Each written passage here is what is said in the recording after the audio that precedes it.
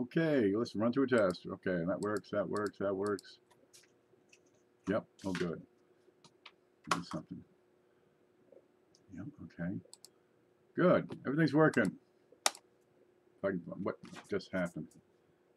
Huh. We're gonna go with it. Oh, gosh, sorry about last night. The phone went down. I really want to apologize for the things that I said about the phone company while the phone was down. Some of the things that came out of my mouth, dude, it was just uncalled for. So my apologies. Fortunately, there was no phone and no internet, and none of that got past these walls, unless the neighbor heard it. Okay, let's see who's in here. We got Les Wiley. We got Fire Cage and Natural Tendencies. She's working. Pay no attention. Let her work. Ant's here. Where have you been? Okay, Zeke. Coin collecting with Super Neo. There we go. It's Eric Riddell over there. He takes care of the. Oh, what's the group? Are you still a moderator at the coin roll hunting and coin collecting and stuff group? That's Eric Riddell, coin collecting with Super Neo. Real good guy. You want to check those out. Get a lot of good videos there. There's Jeff Dunn, 9 Dimes, Spooky Jr. There's a new name. Getting ready for Halloween, I suppose. And the Youper girl, Amy Smith. And the Queen of Art. Check it out. I really do. It's a video. It's called The Song of My People. That's what you do late at night, Nobody around. What am I going to do with myself? I could play chess versus a computer, or spend an hour just making armpit farts. Dude, it gets crazy around here. There's SJ. Now, what we got? The Youper girl, Amy Smith. You see her over there. Let's see. Let me get to the screen. Here's the screen. Well, she's right there, the Youper girl. If you click on those 3 dots, you get over to her channel, and we can actually see it right here. Here she is. She talks about coins, talks about Canadian. She's going to be doing a show on Canadians during the coin seminar weekend that's coming up on the 9th through the 12th. You want to get in and subscribe to her and make sure you catch that. Ring that little bell of hers right up there so you get the little wings right beside it. Now, she's got a 500 subscriber giveaway coming up. It's going to be this Wednesday, and you'll need to watch her live stream just now and her previous couple of shows if you want to find out how to get in on that 500 subscriber giveaway. There's gold, there's silver, there's diamonds, there's stuff. Just only the gods have seen precious jewels like that. But anyways, there's some Canadians in there I'm sure you'll like. Get in there and check it out. That's Amy Smith. And she's from Upper Peninsula, or the Youper Peninsula. I emailed you at the time frame. Okay, yeah, I got you down for, I don't know. Let me go back here. Come back. Okay, the Coin Video Blog Directory has a tab on the bottom called Coin Seminar, and you can start to see the times as they're filling up. Friday, we've got Riser at 9 o'clock, kicking it off. Then I got Cheapskate Coins after that. He's going to continue with his lesser-known coins series he's been starting there. He's going to have another show 7 o'clock on Saturday, and again, more lesser-known coins. And Black Steel, talking about mint mark placement. And here she is, 9 o'clock Saturday, Amy Smith right in here. Sunday we get the big show, but a lot of these are wide open. Now, we had 2 things go on during the last seminar weekend that were kind of funny. The first one was the early morning shows on the weekends, especially Sunday. I guess people like to sleep in. But at 9 o'clock on the East Coast, dude, it's 6 o'clock in the morning on the West Coast. They are sleeping in hard. Also, a lot of these shows ended at 10 o'clock or 11 o'clock at night. And again, on the West Coast, it's 7 o'clock in the evening over there. We can definitely go much later into the evening. And those early morning shows, they're good. But you get a whole lot more people, if you go after 11 o'clock at night than you would before 9 o'clock in the morning. So keep it up. We're going to fill this up and talk more about it because we got, 3 weeks to go? And let's make it happen. We had a lot of good results. I mean, a lot of people had crazy results because of that. Hey, all, I can't see that. I want something. It looks like a blue flag. Is it a fish? I can't make it out. No matter. Hey, look, we got some mail. Blues had sent a package in. This is Blues Coins. You know him as Blues Coins. Also, it's Eric. And he sent a bunch of things for the big show. It says, thank you for everything you do. Please add these to the big show at your discretion. I'm all over. What do we got? He's got a logo. Okay, good. We'll have to add that in. Oh, we got some V nickels. Good dates on these. There's just the logo, so that'll be part of the studio, I suppose, from now on. Let's see. Another one. Here's an 1892. Bunches of V nickels. Let me flip these over. 1890. 1888. 1891. I can't read that one. 1830. No, that's also an 1890. And 1893. So we got a bunch of neat things here. Let's have a look real quick. Now the V nickels, that's before the buffaloes. There we go. And there's a V because on the back of these, I get a big giant V. Let me take that out just to make it easy on us. There's Black Steel. Black Steel's going to do a show on mint marks.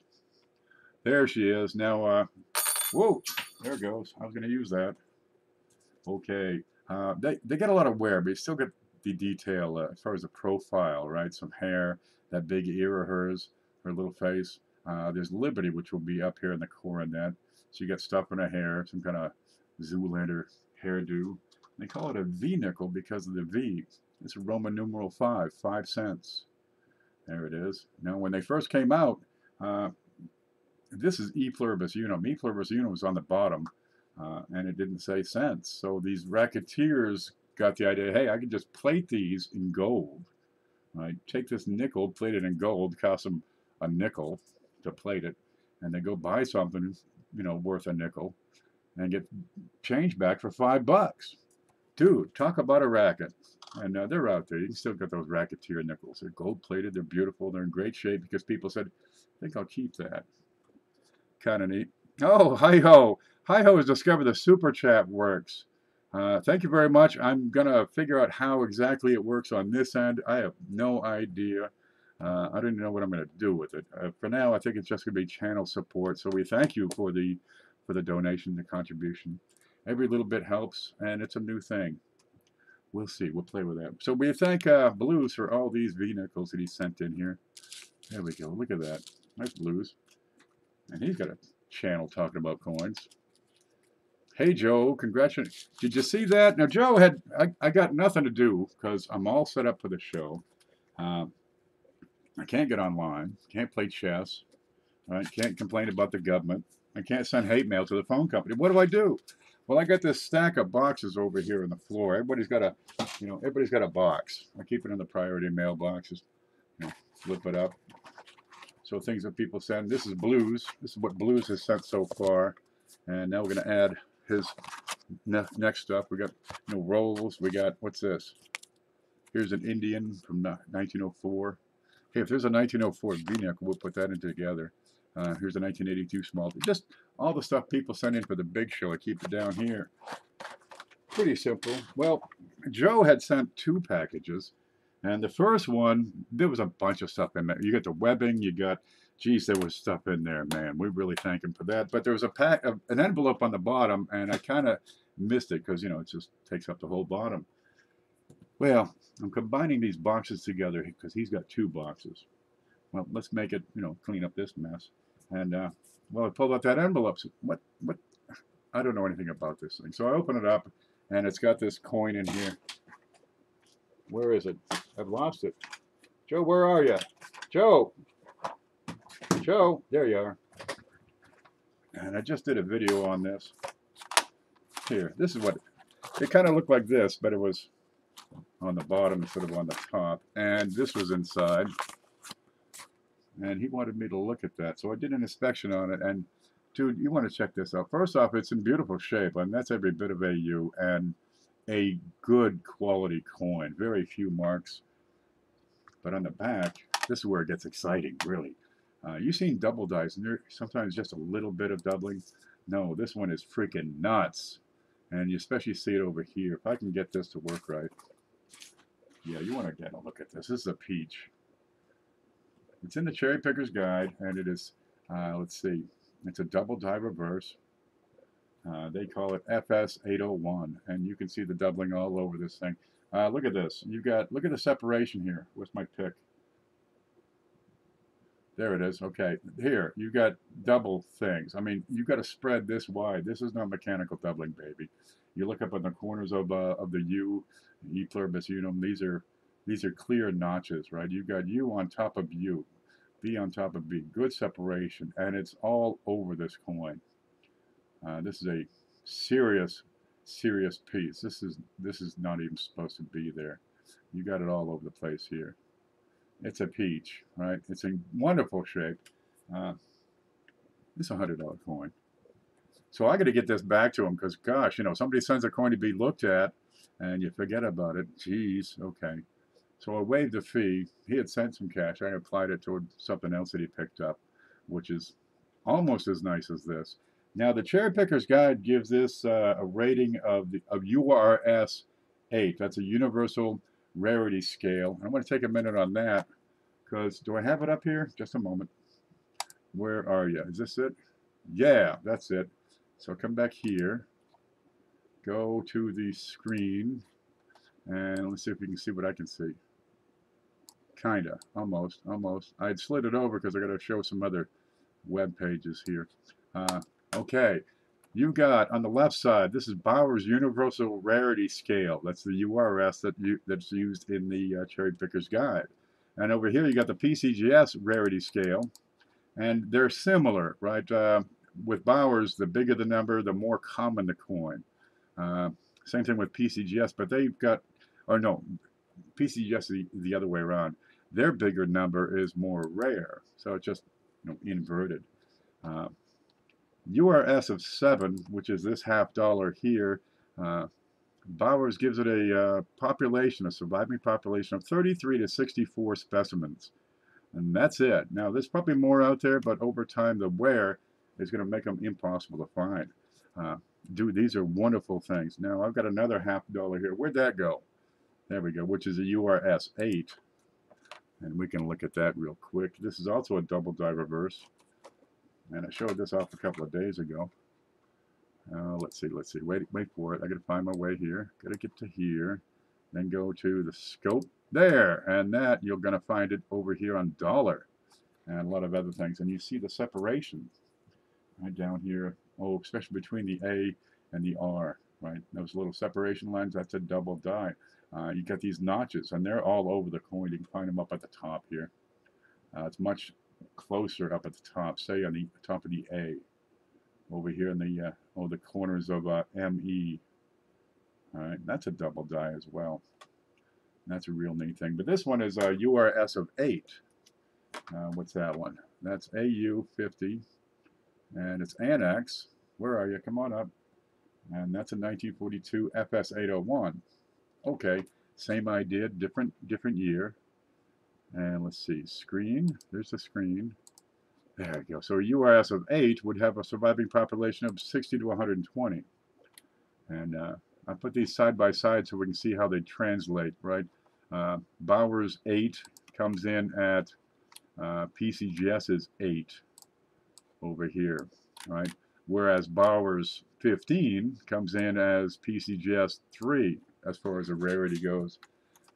PCGS starts their rarity scale at $1 million or less, you know, and they also have the descriptive here, so unique, ultra rare, extremely rare, very rare, just plain rare. Then you get very scarce, scarce, common, very common, and then I guess what, extremely common would be after that. Yeah. We'll get those scarce and rare and ultra rare and extremely rare coins, and that's what Joe has right there at URS 7. That's extremely rare he's got, and so we congratulate him on that. That's a wonderful find. I guess he got it on eBay. Okay, let me set the screen up again. Oh, there it is. There, that's what you can see. No, that's what I see. There, we're home. Okay, so that, I'll be getting this out to you shortly, Joe. Oh, here's your stuff. And congratulations on that. There are some pretty darn nice rare coins that can be found. You probably won't get them out of your pocket change, but you can get them nonetheless. And make sure that showed up. Okay, let's see what else. Oh, mail call. We also have this. Oh, let me grab this. You stole it. Geez, if you probably got that for 10, 12 bucks. That same coin without the doubling is probably 10, 12 bucks. And with the doubling, it's a $100 bill. It's a candidate for certification. If you go with Annex, I think it's like 10 bucks. They got a special of like 109 bucks for 10 coins. And they do quite respectably with their die varieties. Good way to go. You can go with PCGS. It'll cost you more, but you also tend to get a higher price on that. It's a $100 coin, maybe 150. Is it worth the extra cost? I'm going to leave that up to you. Yeah, around $20 shipped. Stole. Yeah, that's a steal. Wow. Yeah, I like when that happens. I got one the other day. Where'd that go? Where did it go? This one. This is the coin that keeps that batch of buffaloes just keeps on giving. I don't know if I showed you this. What do you got here? This is a 1918S. Home, where are you? Scope, there. Isn't that nice? Looks even better when you focus in. Okay, that's a 1918. And we'll look at the back. Give you a second to glance at the front. Everything look right? Okay, let's look at the back.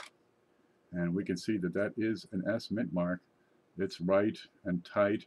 The coin's it's in decent shape. I mean, it's nothing to write home about. You've got you know, good letters, just a touch of horn, so it's probably very good condition here.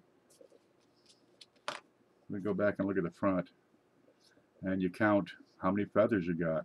There's one. There's two. There is no number 3.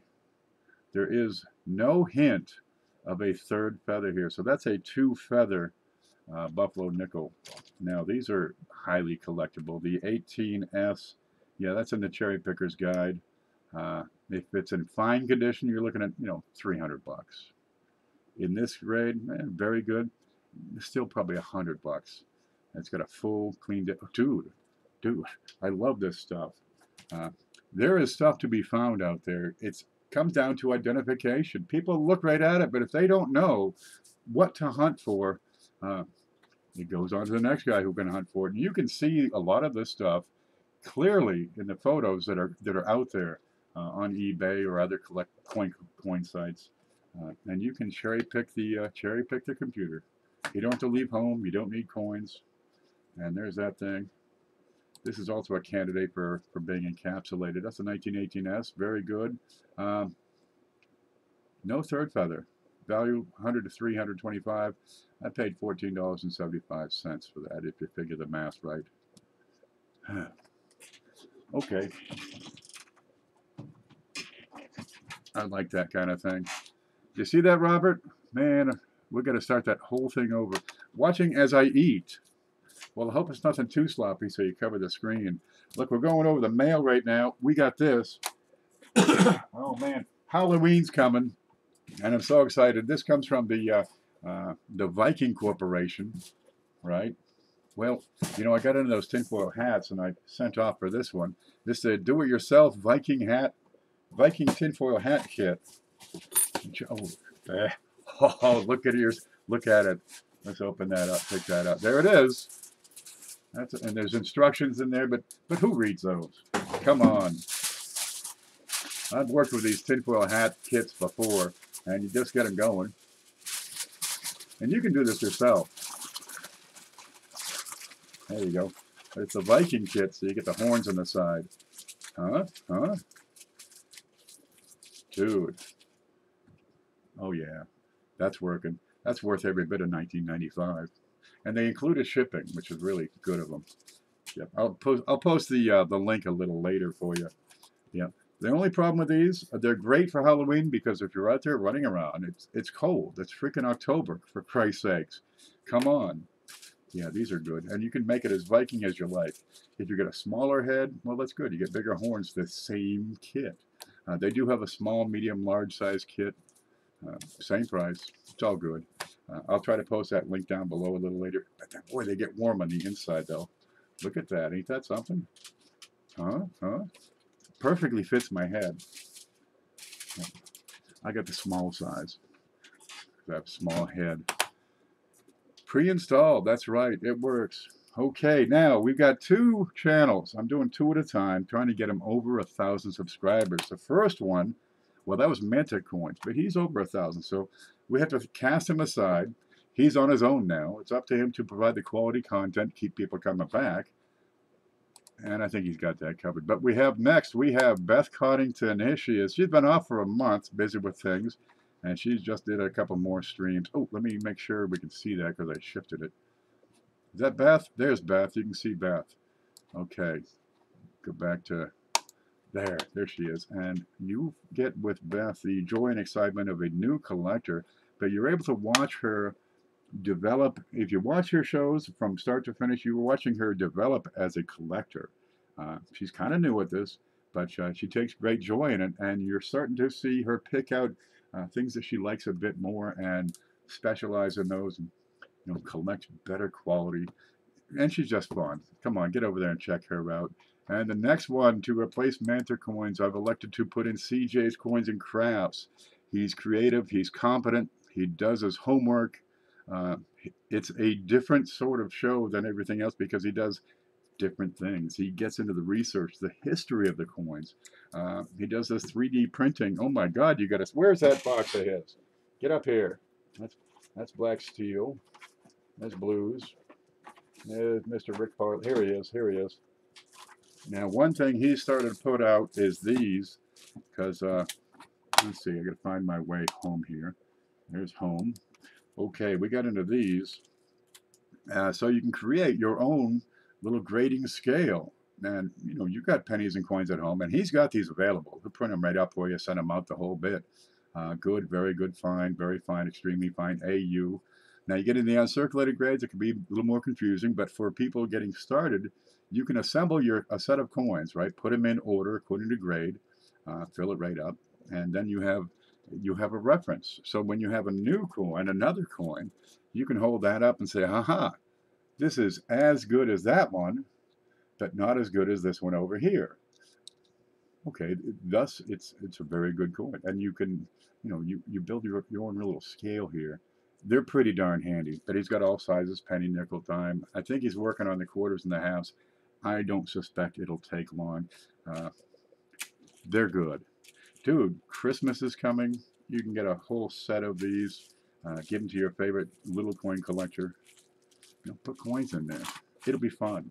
That's what CJ does. He's competent. He's creative. So he's going up on my list next. And where'd he go? Where'd you go? There's Beth Coddington, and you should find the link down below for her. But all these links are over in the video coin directory. And I think this might be skewed. Come on. This might be a little skewed. No, that's good. We can see it. There's a video coin directory where you can find all kinds of different channels doing all kinds of different things. Some of them are wicked good. Some are awesome. Most of them are pretty darn good. Okay, let's get on with it. Batteries are included. That's right. They don't ship the lithium-ion batteries that go with the Viking hat. They don't ship that in the mail because apparently it's an exploding hazard or some darn thing. Let me catch up on chat. And we got to get ahead on this. 35 people watching. Let's see. We got the mail call. If you want to order things, right? If you want to order things, you're going to find an email address right here beside my head. Up there. Send me an email. So I have your email, right? Because I can't get your email unless you send me yours. So I'll put mine up, and it'll work. That way I can send you an invoice, and we're all on the same page. We make sure we get paid right. Shipping is correct. What you're ordered is correct. Make sure if you add more stuff on, we include that in the same package. It'll work. Let me catch up. Oh, Cheryl Bussman, if you're in here, please contact Diona's World concerning a giveaway that you have won. Cheryl Bussman, if you're in here, contact Diona's World. That's all I've got. Tessa Cunningham just gave me a shout out in her last video, so I'll have to get over there and check that out. I have not seen that one.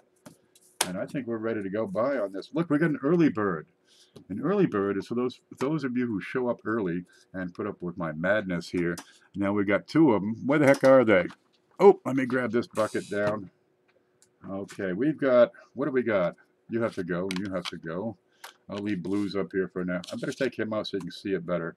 That's awful glossy on that holder. There, Blues, our latest little logo contest winner there. Okay, I've got 7 proof Kennedy $50. And if I could see the date on there, it'd be wonderful. 1, 2, 3, 4, 5, 6, and 7. Are you ready? I've got 2005. 1976, there you go, the bicentennial proof. These are all proof Kennedys. 1980, 76, 80, 94. And they're black and white cameos, these are. Just delicious. And let's see, 99. You get a couple of good 90s. That 99 is one of the better dates of the past many years, especially in the 20th century. 97. Nope, sorry. 87. Black and white. Let's see, 2000. Here we go. And 2005. Okay, 76, 80, 94, 99, 90, 87. That's out of order here. Try again. 76, 80, 87, 94, 99, 2000, 2005. Early bird special. All 1, 2, 3, 4, 5. 1, 2, 3, 7. That's right. Good. All 7. $23. There are 6 of these available. I might be able to do 7, but really right now there are 6 available. If you want these, all 7 for $23. Now shipping will be applied. It's at least $3.50 shipping. If you get over a pound, it jumps to $7.50, and we go from there. But if you would like these, let me know, and we'll get that recorded for you just as soon as possible. We can do it in the chat, right? But I still will need your email address to get these. Joe is going to take one. I've got it written down over here almost. Let's see. Early Bird Kennedys. Here we go. Joe Durbin gets one. Let me know if you want them because they're going to go fast. There are 5 more available. These 7 Kennedy $50, $23. My dragon lamp uses go through the batteries. Uses go. Okay. It works. Now that's our early bird special for today. If you want to get in on that, you let me know. And really, if you like, just say the word, and I can probably throw in one of these Viking do-it-yourself tinfoil hat kits. So 2005, 2000, and they all have the little labels in there. Let's see, where'd you go? 1999. Do we see any of this? I'm not ready. You think I'd be ready? I had yesterday off. There you go. 94, 87. Blues, you're gonna have to move. There we go. And the 80 and the 76S, and that is clad, by the way. That is the clad proof.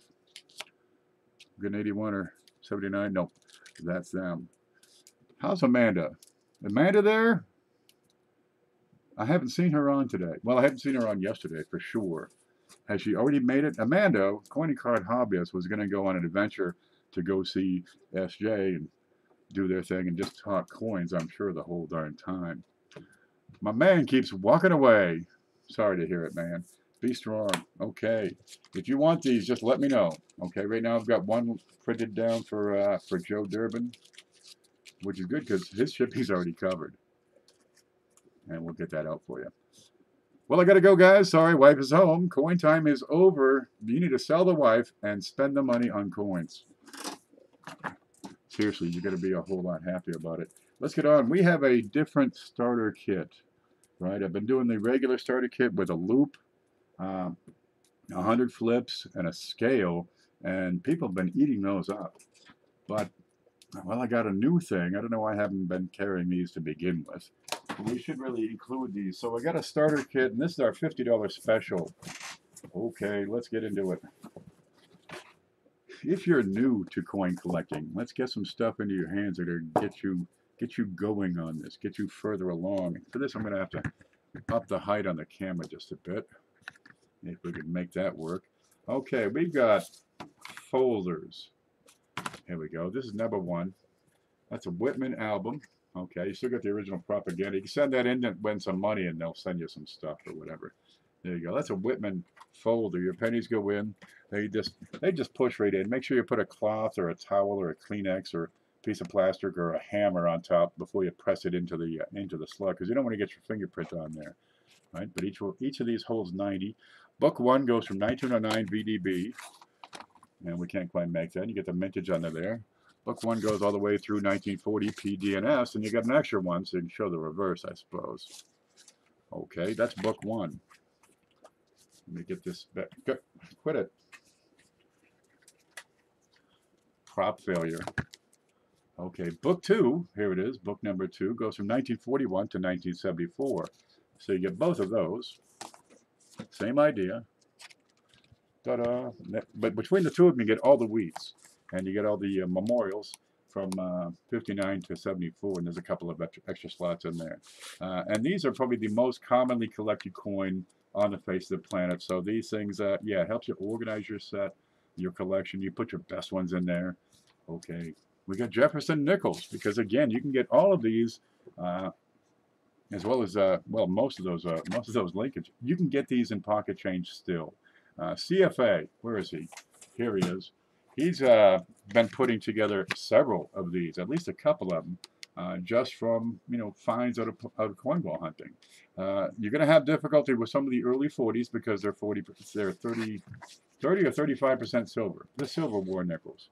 But geez, you can show them off. And again, you can put this set together with what you can find in pocket change. This goes from 38 to 61. Book 2 goes from 1961 through 1995. There you go. And they sit up on your bookshelf, so you get them up out of the way. See that? Look at that action. Okay, all 4 of those. Plus, you get the digital scale. Now, this one doesn't have batteries, but this other one does. And this is 200 gram capacity, so you can weigh, the biggest things you got. But also it goes to 2 decimal points, which you're going to need if you want to check, various weights. And wait for it, it's digital. Boy, that's hard to see. There it is. Well, there's all your LED displays. And just put your coin in there gently right on the top. And you've got several different modes. You got ounces, grams, carats. There's dram weights, whatever that is. Handy thing, if you want to check for zinc versus copper, you got to have it. And yes, there are 2 different weights on the steel cents. Let me look this up real quick, because I had to write it down. I had to do some homework here. In 1943, the zinc pennies, remember those? They're blue. Yeah, they were 2.689 grams, but later in the year, they were increased to 2.754 grams. So there, now you're going to collect, more coins to get a complete set. Hate to be unfair, but that's the truth, man. You just got to have this stuff. And the gear, the gear really makes it possible. Okay, we're going to throw in, as well as the 4 folders. There you go, pennies and nickels. Why can't we see all that? There we go, plus the scale. We got a pack of 50 flips, and these are 2x2 unplasticized vinyl. It's the kind that you want to have for long-term coin storage. There's no plasticizers that will leach out into your coin. Then we have these. Oh, and of course the 10x loop, which is the king of tools, really. You get one of these, and you're going to realize that just about 1 in every 3 of your coins is a double die. This is the first time you're looking through them. All right, set it aside. Determine for yourself later. But yeah, we're going to include one of those. And here, finally, calipers. You want to have these. Well, you don't have to have these. It's like I say, it's a hobby of accumulation. So you accumulate all the tools over time. This goes all the way out to 6 inches. It measures in inches. This is millimeters here. There you go. Press the little button. That's 5.64 inches, which is 143.3 mm's, mint marks. There you go. You can turn it off. It's digital. Turn it on. You can zero it out. Turn it on. Come on. There it is.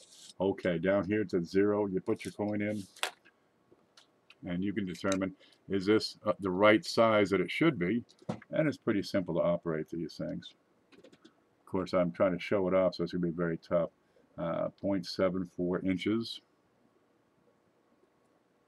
We'll switch over to millimeters, 19 millimeters. Now, these are $5 all by themselves, but we're going to get this into the package, because these are, well, they're kind of tough to ship just because of the way my padded mailers fit. it wants to stick out the far end. Well, what am I to do? Okay, if I can include this in a bigger package, that's where it makes sense to do it. Let me turn that off so I save the battery life on you. So, yeah, the shipping on this is $7.50, but that's included in the $50. You get the 4 books, 1, 2, 3, 4, plus 100, no, plus 50 flips, plus the scale, plus the loop, plus your caliper, so you can measure, you can weigh it, you can see it, you can store it. Where'd they go? I had more here. Oh, loop, scale, calipers. Lincoln's 1 and 2, Jefferson's 1 and 2, 50 flips. The shipping's included. We have 4 rolls of wheats that I have not gone through because, dude, I got them. Believe me, I'm just going to scoop them up, count them up. I'm not going to look at them. They're going in. 4 rolls of wheats. That's 200 of those. We've got a BU wheat from somewhere back here. There we go. We're going to put in a copper round. Now I've got the dinosaurs, or I've got the Walking Liberty design, but let me know which one you want, and we'll set that right up. There you go. Here's the dinosaur. Look at that. Dome, dome, dome. Makes you want to play tuba music, doesn't it? Okay, that's a $50 bargain. If you were to get them all together, it would probably run you over $55. So that's not too bad. $50 for the starter kit. I've got 6 of them available. Then I run out of the Jefferson books. Is it me? Is this you? My chat keeps disconnecting. I'm not sure, dear. This has been screwed up around here. They're digging up the whole road down here, putting in new stuff. By God, if they put in sewer lines, I'm moving. No, they did that up in White Springs. You get a private well, a private septic, and the city says, no, that's not good enough. You have to pay us $100 a month for what you're getting already now for free. Now, time to move. Okay, if you would like one of these starter kits, you got to let me know right now. I've got 6 available, and then we, get down to parts and stuff. But that's a way to get some stuff. And if it fits in that package, yeah, it'll ship at no additional cost. Where's the off button? There, got it. So 4 rolls of wheats, a BU cup around, a BU wheat just for the sake of it. Makes good sense. A little bit of everything. I'm buffering, but the weather's, okay, could be the weather. A lot of stuff goes through the airwaves nowadays instead of over ground lines. That's so 20th century, isn't it? Let's get into it. Where are you? Let's see, mail call, early birds. We got it. We've got 2 more hours. Is that right? We got 3 more hours until Manta goes on, so we got plenty of time. Let's see what we got. Wait. Okay, let me set this aside because I got to get through all this. They're already laid out. And God love me if I knock these over, man. I'll be cooked. Does anyone want a starter kit? We've got 6 available. Thank you, Black Steel. Oh, let's see. Okay, I've got 10 brilliant uncirculated wheats. And I'm going to take a look here. Okay, this is what they look like right now. We've got 1944D, 1944S, 1950S, 1951D and S, 1953D and S. Over here is 54S, 1957D, and 1958. And they're just as spanking brand new as they come. And just for the heck of it, I'm going to throw in the 59 and 59D on the memorials. Okay, take as many of these as you like, right? $10 for the whole group of 10, plus the 2 for the heck of it. Yeah, $10. If you want more than 1 set of these, because I can do about 2 dozen of them, no problem at all. It's $9 per set, per group. Let me know if you want the 10 BU wheats, $10. Man, we can have a closer up look at these, I suppose. Now this would be an example of what you can expect. There you go, 1950S. They're brilliant. They're uncirculated. You may have an occasional spot. Let me move that out of the way. Now the 47, the 44Ds, they tend to be a bit more toned. But the 44S's are sweet and cherry, bright red. 50S, beauteous. Nope, down here.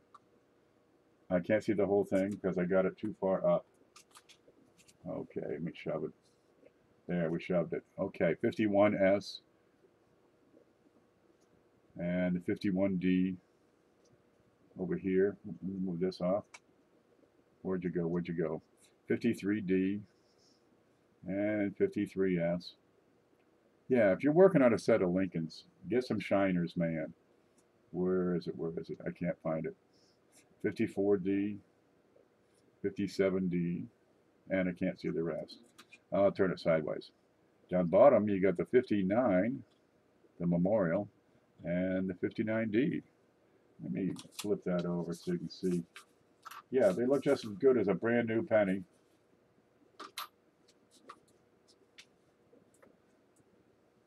If we can find it. Ta-da! There it is. I put these in because, well, we got them. If you would like a set of these, it's $10 a piece. Joe Durbin says, I want a set. Just a moment, I got stuff blocking here. I see blues with one of those. I'm not ready. Where'd I put you? Where'd I put you? Where'd I put you? I've only got the 2 pages. Oh, right there. So the 10 BU wheats. Let me put you back so you can see it here. I did not set up the screen properly. Happening 59 proof, I do indeed. They're $3 a piece. I've got bunches of them and they're beautiful. Okay, 44D and S, 1950S, 51D and S, 53D and S, 54S, 57D, 58, and the 259s P and D. And blues wanted one. They're $10 for the whole set for all 12 blues coins. And I saw Joe Durbin, was that right? Dionis and Joe Durbin. Dionis has one, very good. Joe Durbin. That's what I've got right now is blues, Dionis, and Joe Durbin. Then I will do sets of Kennedys if no one has taken any. Joe, I have you down for a set of the Kennedys, the early birds with the 7 proof Kennedys, $23. You got them already. And what do I do with those? Oh, I put them back in the box. I'm going to leave them in the box right now. I'll take 2. Zeke says 1959 proof. Those are Lincoln cents. $3 each. I do not have those. I can get those.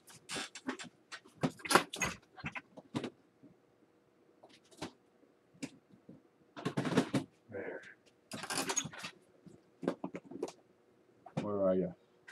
1959. Good. I have 2. At least. Let's see if we can get the dust off of that. There's 1959 proof. And I've got at least 2 of those. I probably have several more if I look around in the box here. Let's set that down so I'm not shaking. There we go. 1959. The little scuffs are on the plastic. I don't want to take that out right now, but we got them. And they're beautiful. Here's another. There you go. And they're brilliant proofs. Remember, before 1977, it's hard to get them in cameo, but these are brilliant. Not a hint of cameo on them, but they're clean, they're sharp, they're crisp. They'll get you home. So I got 2 for Zeke. Yeah, that's cool. Oh, smash the like button by all means. They're nice, Ezekiel. I got some from Ken. I'm glad to hear it. Can you have a single scale for sale? Yes, I do. They're $7. You should see them right here from time to time. Yeah, they're $7 for the scales. That'll probably go up eventually. They haven't gone up in a while, but give it time. Everything goes up. Here we go. Now, there's no brand on these. PCS is the generic manufacturer. Easy to use. Directions are on the lid. How to calibrate it. They come in factory calibrated. I've never had trouble with these. Takes 2 AAA batteries.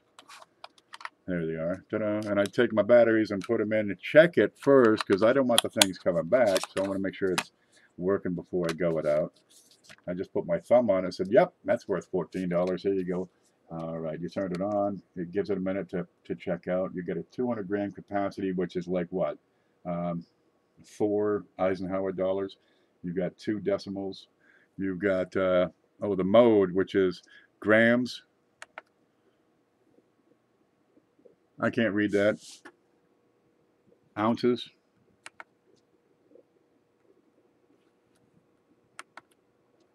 T. Diamond weights. Carats. Grams. There we go. Grains.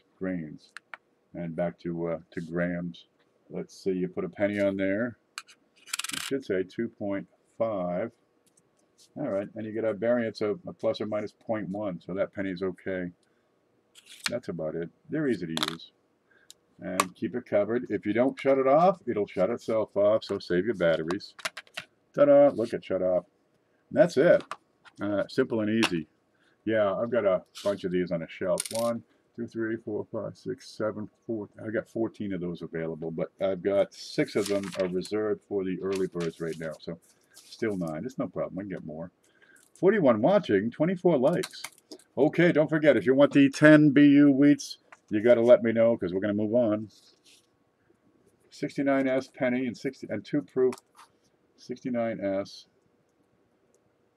BU. 69S proof.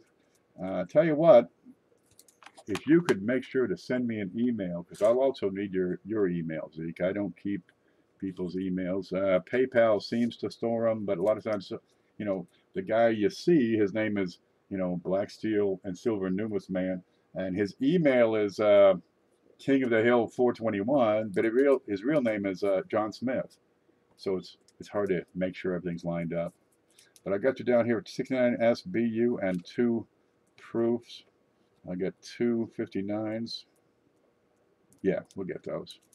How much for a scale? $7. $3.50 shipping. That's correct. $3.50 is the simple shipping. At a pound or more, it's $7.50. And the calipers don't fit in my regular thing. So, you know, get that if you're getting bigger stuff to ship. Joe wants another set of candidates for a total of 2 sets. Joe and Joe. There are 4 more sets of the 7 proof Kennedy halves available. Okay, let's get into it. We got more here. Next up, where's the Woody Wheats? They're on the bottom. Yeah, I lined them up and got them all set up, and then I did the next one, so they're in reverse order here. Okay. Oh, you're going to love this one. This is a starting bid of $15. Oh, what do you see? Oh, these are gorgeous. I had to move them up to the top so we get a better look. I got a bunch of Woody Wheats here. Okay, we got, how many we got? 1, 2, 3, 4, 5, 6, 7, 8, 9, 10, 11, 12 Woody Wheats. This one's looking pretty good. We've got 1919S, 1924, 1927, 1928, 1931, let's see, 1932, 1935, 35D, 37, 41, and 1944S. The opening bid is $15. 24 hours without internet, I'm still not ready. There's no excuse for me, man. I'm sorry. Let's have a look at these. Some of these are just, this one is freaking nuts. Dude, this one's pretty strong. This one's, oh, that one's sharp. That one's got a good contrast right now. I got the auction. Thanks, Cindy. Let me move this stuff because I guess I am. Oh, see, I moved this here. I need a bigger desk. I need like a 3-layer desk. That's what I need. Okay, let's look at these up close and personal. Go. Where are you? Here we go. Now the 19S you're going to find is stronger on the reverse. It's very fine grain on the obverse, which you can just barely see. But if you're putting together a set of Woodies, okay, well, it's a start. The condition's not too bad. I'd give it a VF. All right, it's not screwed up. The one next door, oh gosh, look at this. This is a peach. And that's the 1924. And I got to tilt that so we can get the color to show up. Good, strong contrast on this one. And some people are setting up a set of Woodies so they're all lined up in the same direction, right? Across or up and down or At a 45-degree slope. And I'm trying to get the color on that. There it is. That's a 24. The 27 is a very fine grain wood, and the coin itself is in pretty decent shape. I'd give that extremely fine. Okay, the 28, where are you? There we go. No, we missed it. There it is. Now it's got better contrast, but it's the coverage isn't as bold. And it's a starting bid of 20. It's at $20 now. Okay, the 32 is very light grain. It's more of a speckle. Bet you can see that okay. This one's wonderful. Let me try to straighten that out here. Let's see, the 1935. There you go. Better contrast on that one. There you go, and that's VF. This is the 1935D. And was that on the reverse? Let me check that reverse.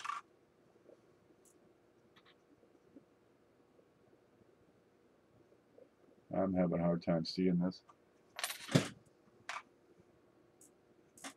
Where's the loop? I can't see the darn things anyway, right? Oh, okay. That shows just down at the bottom of the shoulder. Where are you? That's a limited coverage on the bottom of the shoulder.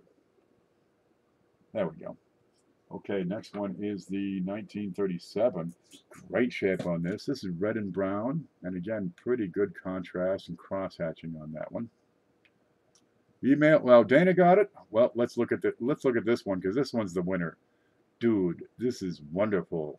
If you like a good high contrast woody, this is what you got coming for you, Dana. Dana likes all my woodies. This is a peach. I like this one. And I give that one XF to AU real easy without hesitation. And the 44 is just a little bit. Just a splash. Oh, it's a 44S. Okay, you got a splash of wood grain going through. So you've got that, Dana.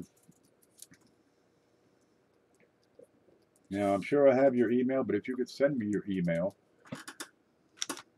that'd be great. We can set that right up. The 20, oh, I'm going to write this down. Woody Weeds went for 20 to Dana. You got it. Congratulations. These are nice. A couple of them, that 41, it's a better date, but that's a great looking piece. I'm sure you'll like that. Let's see. 25 pre-1940 with some BUs in here. 1, 3, 6, 9, 12, 15, 18, 21. And okay, 25 coins, but only 21 of them are pre-1940. And we can't see a thing. Come on. Big home. There. What do you got? I got a bunch of old weeds. Okay. They're circulated. One or two of them are kind of dinged up. This one over here, which I can't read. It's got a spot on there. Let's see. This will help you build your wheat set. We got a 1914. These are not in order. 1911, 1929, 1938, 1943 P and D, which we can't see. There we go. 1926, 1930, 35D, 35, 40Fs, 29, 34D, 28, 29D, 1910, a 20Fs, 24, 20, 29. I should have this in order. Okay, this is a bunch. This is half a roll of circulated weeds, but 4 of them, as you can see, are brilliant. There we go. And we got 54S, 55S, and a 56D because I got a bunch of them. Oh, and a Canadian, which I can't see what it is. Where are you? 1964 Canadian. What do we got? $5 is the starting bid on these. $8 is a buy it now. So yeah, it's a chance to get some decent dates in there. Expand your collection if you're kind of new. Let's see if we can find out what the heck these look like. Where are you? All right, 1920 is one above. What? These are not in order. How come I'm not ready? Dude, I didn't do my term papers until the day before they were due back in high school. Here's a 29D, probably VF. Let's see, 1927, 1929, 1910, 1935, and that's a $5 a start. $5 sold. Okay, 1935. We'll give you a look here. That one there, 29, 26, 28, 30, 35D. Way to go, Jeff. May as well show you what you're buying. Here's a 20S. The 20S isn't too bad. That's in fine condition. The 24, that's the one with the here, we'll put whatever this is, we'll add to it. What is that? Oh no, that's the 31. It fell off. Oh, Dana, this fell off. That's the 31 that goes with that last batch. All right, here, what's this? Here, we'll add this. It's a 1963. Good. Have a go with your other Canadian. Okay, we got two steels, the P and the D. The D is a pretty decent one. Ain't nothing wrong with this one. All right, 40S, 34D, 38. If you got a young collector in your life, yeah, this is a good way to get him a start. 1914, it's got a slice on it. 29S. Oh, that's the last one on that row. And then you have these over here. We got the 64 Canadian, real shiner. I think they came from Joe Durbin. Let's see. 63, that was just lying on the desk. That makes up for that 24. We got a 54S, a 55S, and a 56D. $5, and it's yours. Is that correct? I think it's correct. Joe? You got him. Where's my piece of paper? All right, Joe on it. Here, that's what we do. We just talk coins, look at them. Next up, is that a Patasaurus? Now you've seen these a couple of times, but I just got the darn things. I'm pretty psyched about them. They're luscious. Yeah, it's a big copper round. So you'll see the Walking Liberty right down here. There it is. And they're $2 for a copper rounds. Well, I get $2 for these too. I just had to get 100 of them to make it work. There it is. And that's a 1 ounce, 0.999 copper. And that's a proof finish on this. Geez, I got a whole bunch. They're $2 a piece. Get as many as you like. Just let me know how many. And I also have the walkers available too. So that's just an advertisement promo right there. Next up for bid, I've got 18 different buffaloes. These buffaloes have treated me really, really well. I got to tell you that. We're going to start this off at $9, which is 50 cents a piece. And we're going to look at the dates in particular. You're going to find that the dates are, they're full. In most cases, they're full. The dates on this are 30S, 34, 34D, 36 PD and S, 37 P and D. Okay, so you got your common ones. That's great. But I also have 1926, 27, 24, 29 P, D, and S, 1923, 19, 20, and 28. What Jeff got? I got sold to Jeff Dunn. What are the coppers? The coppers are copper round. That's a 1 ounce of copper. You can see my finger here. Here's a $1/2 for size comparison. It's the size of a what do you call them? American Eagle. It's a big 1 ounce. You know, they're heavy. They're meaty. They're delightful. And the kids love these. I always said, dude, if you want to get kids interested in coins, last year it was not Joe, it was Jeff Dunn. That was on the 25 different wheats. Was Jeff, not Joe. There we go. I think we got it now. I see Jeff Dunn, not Joe Durbin. What if you guys change your last name and your first name to, like, you know, Alfred Newman or something different?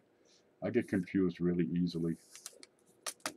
What designs? I've got, right now, I've got the Walking Liberty design, which you'll see here below, and I've got the Apatosaurus. And I had to grab these because, dude, it's a dinosaur. Come on. Back when I was in kindergarten, you were the cool kid if you were checking out the dinosaur book from the library that week. And I've got the Walking Liberty rounds. We give those away on the big show every single week. Nope, that's not them. That's the Apatosauruses. How about this one?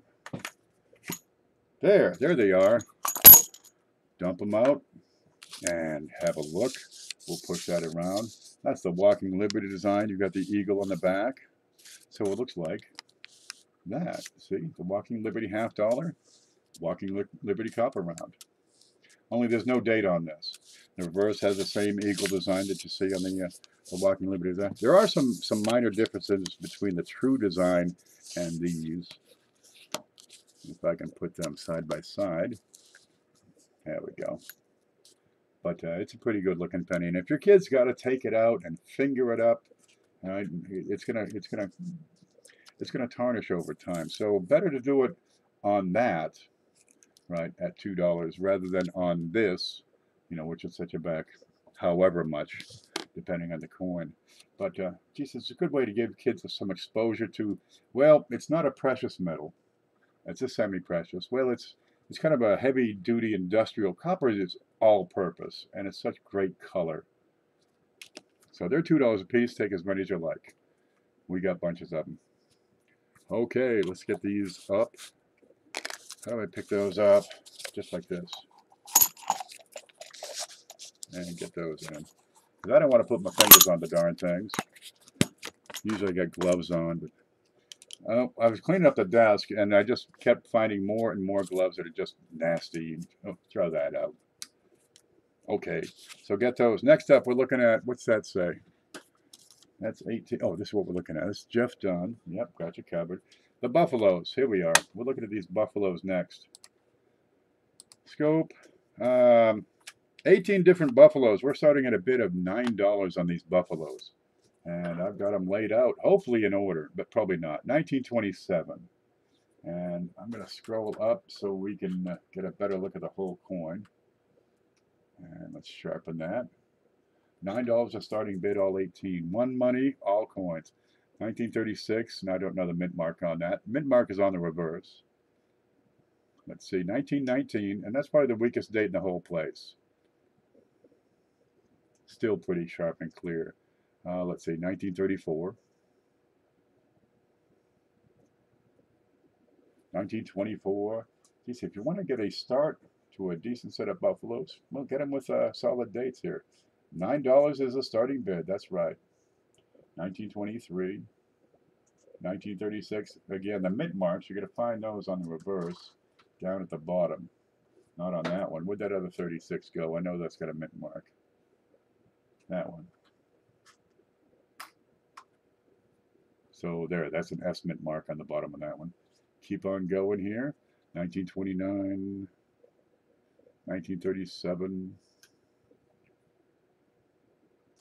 And one of these 29s has a mint mark is, oh, we got 29 PD and S on these. 1930. And we got a 1930S in this batch, and that's probably it. Yep, 1930S. 1934D. Silver says 9. 1925. 1937. We got a couple of mint marks on those, and finish them off with 26. 28. Is that on the list? Yeah, that's on the list. And 20. $12 is what we got. And I put that over the big so we can have a better look.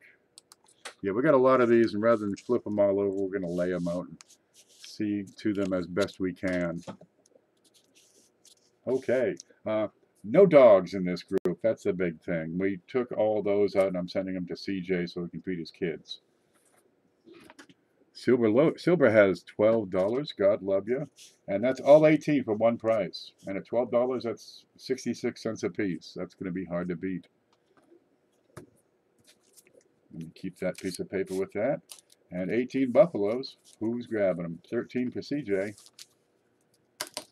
Would love to stay longer, but got to get back to the garage. Okay, you stay groovy. He's putting a new coin room in his garage. Yeah, I'm going to put the Subaru outside for the winter and just sell coins in the garage. That's forward. That's administrative level thinking right there.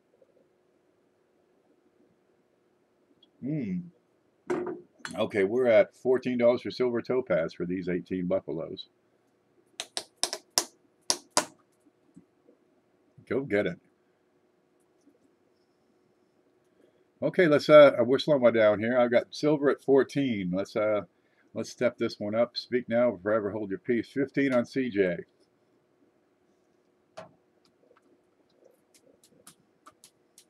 Please make no know if you're out. We have more buffaloes coming up, but this is probably the best assortment of dates. The others are 12 different. Okay, there's a 14 different, but this has the best assortment of dates. $16 for silver, and that's 2, 4, 6, 8, 10, 12, 14, 16, 17 different. Is that right? It's supposed to be 18 different. I'm going to find another one and make it 18 different because there's 17 showing here. One must have jumped off. I don't know where it went. Let's see. Where the hell did buffaloes go?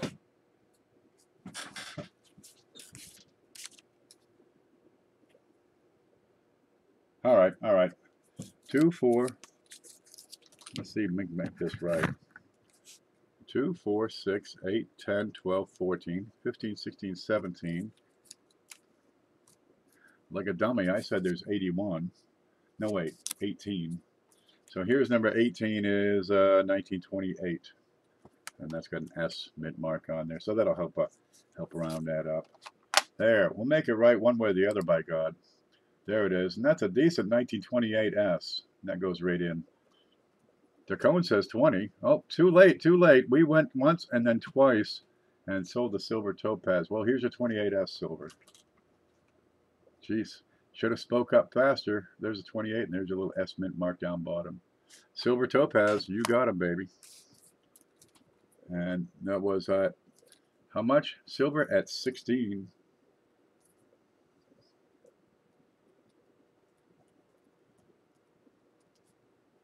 There. That's a good batch, really. I said, somebody's going to want this for their kids. What'd you get? 18 buffaloes for $16. That's not too bad at all. Congratulations. Sorry. Flipping. Don't worry about it, man. You just have to watch the chat. It goes quick sometimes, and sometimes it kind of, I get to talking. You know how it is. Okay, we got 14 different buffaloes. Let's see. 2, 4, 6, 8, 10, 12, 14. What do we got? This starts off at 50 cents a piece. $7 starting bid. I want everything. Me too. Don't you wish you could keep the darn things? Okay. Now this time I actually put them in order. These are all 30s. I got 30, 30S, 34, 34D, 35 PD and S, 36 PD and S, 37 PD and S, and 38D. So we got all your, well, from, yeah, everything from 30 to 38 except for the 31S. Is that right? Because there was no 32 or 33. Here's all your 30s.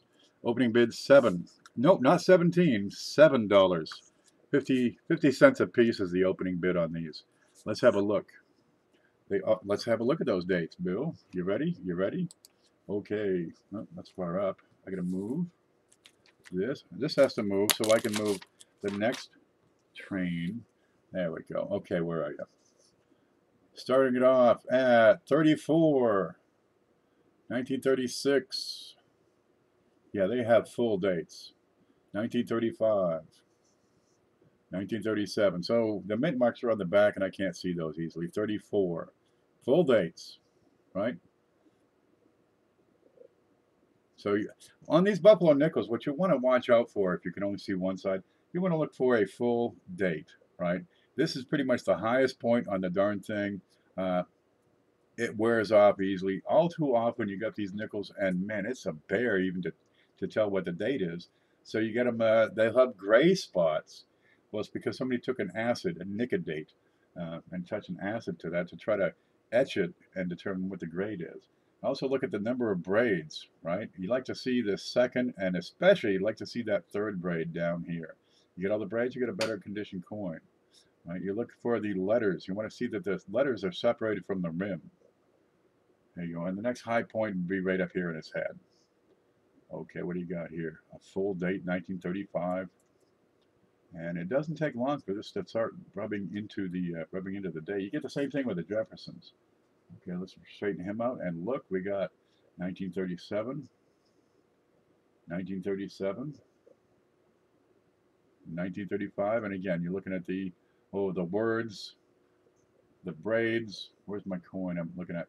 There you go. The braids and a full date. 1936. 1938, and that'll be a D. That's like, you know, $2.50 for that one. The reverse are usually nice. We'll flip some of these over. Here's a 30 and a 30. Let's flip some of these over so we can see what are we talking about, Ken. I'm going to see horns on buffaloes, is what they say. Excuse me. Now these are circulated. I don't have a problem touching them with my fingers. Besides, I just, you know, ate some cheese puffs, and that keeps them, you know, germ free. And that's $7 for these. And that's where we're at right now. $7 going once. Let's look for horns. I want to look for, if I'm looking at buffaloes, I want to see a horn as complete as possible. This thing goes way up to here. Really, it does. Right? Your next biggest point of wear is going to be here, but there's not a lot of detail there. I want to see that the words here, United States of America, are separate. Down here, I got a mint mark. Dana got it for 7. Well, let's look and see what you got. Okay, there's a D. There's an S.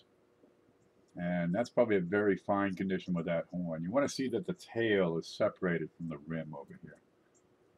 Okay, that's probably a fine. And it's an S. Here's an S. And that's a, oh boy, that's pushing very fine over here. The tail is looking real good. That's probably a very fine grade right there. Here's a D. Good horn. These are decent buffaloes. And we got some more coming, but the dates start narrowing out. Here's another D. I think that's a 37D. Good horn on, that's probably a 37.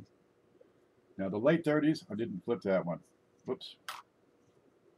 That's a 35 horn. There we go. Most of a horn here. This is very fine. That's probably fine with no mint mark. Here's a D. There we go. What's this one? And that's what you got. Dana is going to grab that. Let me mark that down. 14 bucks. What you got it for? 7? They taste better when you lick them. That's the only way to taste them, really. Okay, let me get you here. 14 Dana at 7. There we go. Next up, I got four sets of 12 buffaloes. Let me press. Okay, I've totally screwed up my screen here. Yep, that's right. Home, there.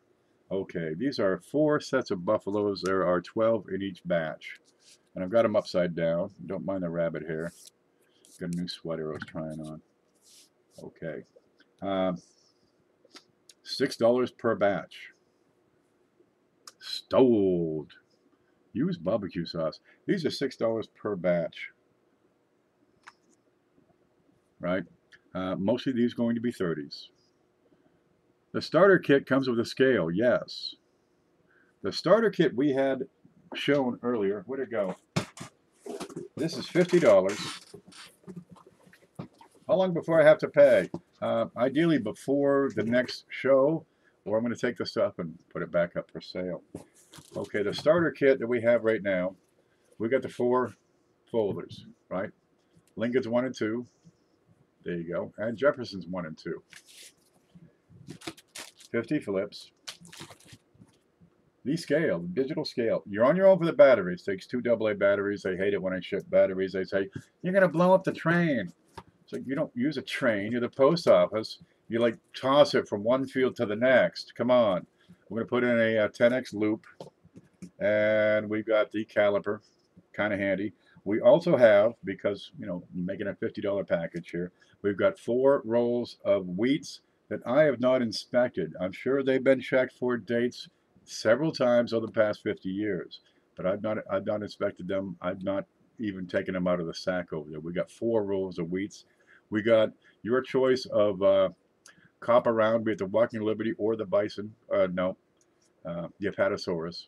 And I'm going to throw in a BU wheat if I can find one. I think I could probably find one. So, and that's $50. And that includes the shipping on that. And that's the starter kit. It'll get you off. Boy, they'd be great for Christmas time. The kids would love them. Pamela Lynn's going to take one. And these are mostly 30s. They have good dates on them, much like all the rest that we've been looking at. Let me see. Home? No, scope. There. Okay. Most of these are going to be 30s. 34, 36. You know, look at the date, look at the braid, look at the letters. 36, 37, 36, another 36. And none of these are the same. These are all different. 34. So if you get the same date, you know, there's a mint mark on there. 1930. That's a decent 30. 27. Well, it's not a bad looking 27. That's probably fine condition looking at the braid there. 1930 and 1920. Okay. ×2 with no dupes. Can't do it. Can't do it. The reason we got these all the same is because I got a pile of 37Ds, so I put one in each one. So I can't do no duplicates. Any one particular group of 12 would have 12 different dates. But the next one is probably going to have very similar dates. Let's see. Let me take you home here. Okay, lot number 8, for example, that's this batch, has 1930, 1930S, 1934, 34D, 35S, 36P, D, and S, 37P and D, and then a 27 and a 20. Okay, lot 9, you'll find it almost identical. 30, 30S, 34D, 34, 35. This one does not have a 35. This one does. That has 36P, D, and S. This one does too. 37P and D. This one also has a 26, but no 27. That's the way that's working. So I've got you down for one group of these right now, and we can pick out which one you like. That's no problem at all. Okay, Cindy, you got one set. Would you like? What would you like? I got a 27 and a 20. This one has a 1926. Let's see. Let me move this over here. This one has 1929. And this one over here has no 20s at all. Do you have a preference? And we'll set your rate up. Yeah, that's how you can get, you know, several of these out. But $6 or 50 cents a piece. It's hard to go wrong on those. Yep. If you don't say anything, I'll give you the one with the 26. No, with the 27 and the 20. So we'll go from there. I'm going to set you up with lot number 8. That'll be good for you. And let's see. Lot 8 and lot 9. You do want two? Lot 8 is Pamela. Lot 9 is Pamela. Do me a favor, Pamela, and send me your email address so I can get that invoice out to you. And I got lot 8 and 9, Pam. Okay, that's got the 27 and the 20 right here. And there's your name upside down. And this is the other one with the 1926, lot 9. And I keep it simple and just write your first name. So those are set. You've got it, dear. Not me. Well, I get to talking so fast I confuse everybody's names. I actually start to think that Lincoln's name is Lincoln. Okay, we got 2 more of those, and I'll set those aside, and we'll do something out with those later. Okay, I kind of knocked these around a little. I got lot number 10. Oh, these are so nice. Dude, and that will be also $3.50 shipping on those. That's correct. And that's, you know, the 2 of them together. That's one shipping, $3.50. Put it in a big box, slap a sticker on top. All right, give it a sandwich so it makes the trip okay. It's got to go over £1, and man, you get a lot of nickels in £1. Okay, what do we got here? Let's get over to it. Oh, Pretty Little Dimes. What do you got? I used to love this dime when I was little, right? I mean, I'm 12 years old, and this is the most beautiful thing I've ever seen. I didn't get out much. I still don't get out much, and she's still the most beautiful thing I've ever seen. What do we got? 1939. 1929. There's some mint marks here, but that's also on the reverse. 1940. These are how many? 1, 2, 3, 4, 5, 6, 7, 8, 16 different Mercury dimes. There's 41. I'm losing it here. There, lost, got it. 41, so there's a mint mark there. 43, 30, 45, 37, 38, 37, 36, 30, 42, 42. Well, you see the same date over and over, you got mint marks somewhere. So now we've got 40s here. For example, you'll find it just to the bottom and to the left with my pointy stick. There's a D, for example. And the mint marks, you ready? Let's read this off. Home. Okay, the first set is 16 different. So these across the top, we just looked at those. We got 1924D, 1930, 1930S, 1936 and 7, 1938, 37D, and 39. Then you get into 40s. 40D, 40P, 41P and S, 42P and D, 43S, and 45. And what are we talking? I had it written down. $30 is the starting bid on these. 90% silver. True, yeah. 16 different Mercury dimes. The other set is mostly the same. Okay, it's a little bit older on some of these. You've got fewer mint marks, but you got, 24, 25, 26, 35, 36, 37, 38 P, D, and S, 38, 39S, 40, 41, 41S, 42, 42D, and 44. Yeah. So right now we'll do this batch up top here. 16 different, $30 is a starting bid. A lot of 16 dimes. Yeah, they're gorgeous too. Home. Oh, we are home. Scope. There it is. This is the batch we're going at right now. Here's 1929. Let's see if I can pick that out. That one. Yeah, we can look at the back of that. Where are you? And that's a 1929. You can see the D mint mark here. Okay, they're circulated. It's got some, this is the doo-doo from the, that's actually this. That's the edges I cut off of there. Okay, no matter. There it is. It kind of stuck on there. Yeah, I have no grace. You're going to find some decent condition on these. They've been around. They're circulated, but they're not dogs. Right? What are you talking for? 32 at 30 bucks? Less than $2 a piece for decent circulated Mercury dimes. And a wide array of dates. That's the key. $30. Okay, I can set these away and we'll do something else with them. We'll save them for the big show or some darn thing. And some are pretty darn good shape. Okay, we'll move on. We got this box next. Now we're starting to get into some neat stuff.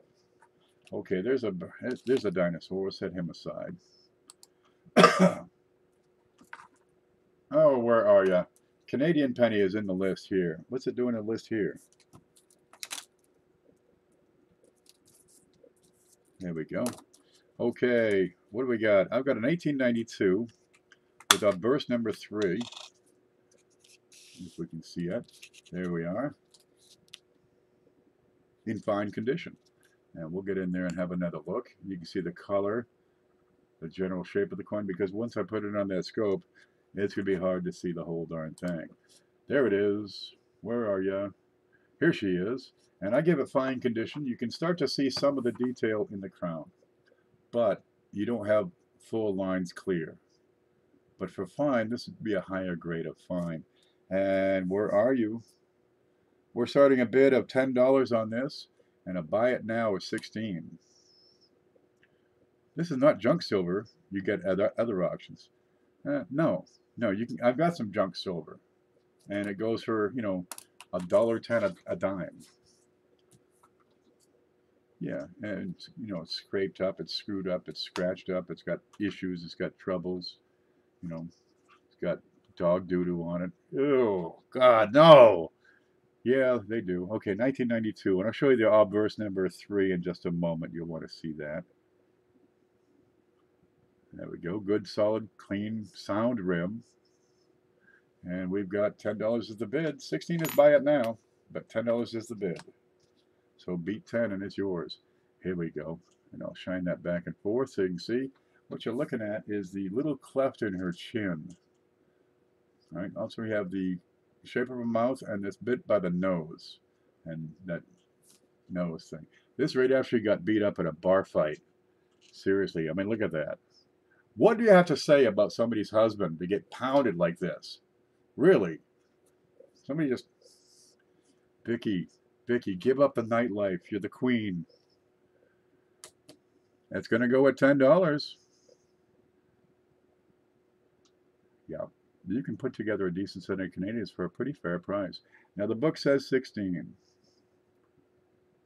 So, what do we got? That 5/8. So that's 62% of the book price right there. That's not too bad at all. Who's got it so far? Joe is going to take it, looks like.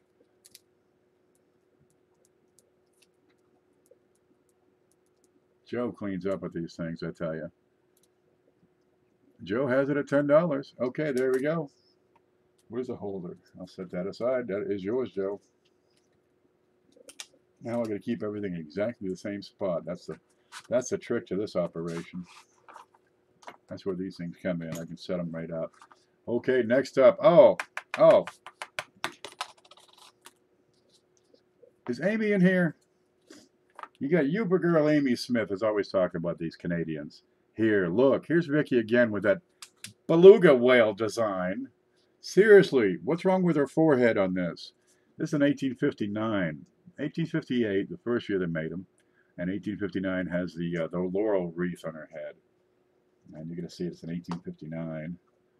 Oop, you got to turn them. It's the way they make the darn things. There you go. This one has that mark in front of her head. That doesn't help any.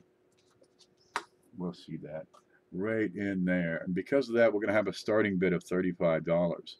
What makes this one special, right? It has a narrow 9, but it's not a typical narrow 9. And I'm going to get right in and have a look. This is narrow 9 over 9, number 2. And we're going to see that in just a moment here. So we're going to a more desirable die variety. There are scores of die varieties on these 1859s. Scores of them. But some of the more popular are the early numbers. Design number 1, number 2. And there, oh, what happened? Home. Nope. There. Okay, and for that, you're looking at exactly what you see. You're looking for this big bulge in front of the 9. You're looking for the bulge below the knob. And that little cut right inside the 9. And that's a narrow 9 over 9, number 2. Opening bid is $35. I have one with a dropped 9. There are those. And it comes down to, there's a method of determining the way the dies are produced. And it comes down to, you got to check, these little swoops, right, and leaves, and are the stems connected? Because on some of them it's not connected. In some places the vine is not complete. Amy will tell you all about this. She's doing a show on the seminar weekend. Yep. And it comes down to a couple of these, and from there you can determine what next to check to get this exactly lined up. Okay, 1859, N9 over 9, number 2 is a $35 starting bid. And Joe says, I'll be taking that off your hands for at least $35. Speak now or forever hold your peace. Okay, let's look at the grade on this, what we can actually see. And I give it very good to find. However, you've got this mark in front of the field, in front of the head. And it's not a deal breaker, but I think it's big enough you got to mention that. You can't leave that out. That's not just a regular old contact mark. But for that mark, this would be a darn pleasant coin. We can have a look at the rim around here.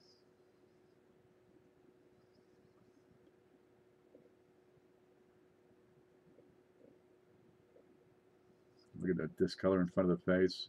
That's not anything that bothers me. That mark in front of the chin. See how she has only one chin in her youth? She misses her youth. She was all the rage with the dukes and counts and viscounts and marquises and all those guys. Going twice. There she is. Beluga whale. Say it with me. Beluga. Okay, 35. Where's that? 1892, 1890. Did we miss one here? 1892. Oh, yes, we did. Okay, see, if they get jumbled, I'm screwed up. That's the 1859. That's 35. Joe Durbin. Is that right? Bazooka? No, not bazooka. Beluga. Joe's cleaning up. Look, there's some good coins here, and yeah, I don't mind just flipping them over. Okay, I really don't. It helps me, helps you. It's good for me. It's good for everybody. It's good for the coins. Okay, 1898. We're gonna find out what's going on with this. Where are you? 1898. Very fine, and then some, and it has a scratch. That's all it says. VF plus scratch. Oh, okay. Well, that's hard to miss. There it is. You can have a look at the crown. Yeah, you got all kinds of detail in the crown. It's very fine, and then some. Right? You got the partial D up there in D. We'll go around the rim. It's got some damage on the portrait. Now, in 1898, you're going to find that's a pretty good price. Let me check real quick. I got my spreadsheet up. Canada. Come on, load. You're on the disk. Why can't you load? It's not like you got to download anything. 1 million was the mintage on that date. And let's see if we can get you to here. Home. There's home. Here's the screen. Here's my here's my stuff right here. So 1898 is this line. You're looking at very fine plus. That'd be a $27 coin in Canadian currency. Multiplied by 3/4. That's still, you're looking at 20 bucks. So we're offering this one at a starting bid of $10 because of that. Okay, yeah, half price. But it's 1898. Ken, email sent. Thank you, Pamela. Let's have a look. There's the H. Again, you got to turn them upside down. There we go. I'd say something was on this coin, which just discolored it, which is what you're seeing down there. 1898. Joe at $10. 1890, and you want to look at those mint marks. Now H is Heaton and Sons, and they're in Birmingham. They're a private mint contracted by the Royal Mint to produce coins because they had to produce coins for England, Wales, Scotland, parts of Ireland, all kinds of islands in the Mediterranean, Caribbean, Indonesia. Let's see, you had the Strait Settlement, Singapore, half of North America, half of South America, most of, come on, they made coins for the entire darn world. Okay, they had to farm some out, and that's where Heaton came in. India, all of them. We got a $10 bid by Joe. Now I'm going to take just a moment here because I get to talking and I got to blow my nose.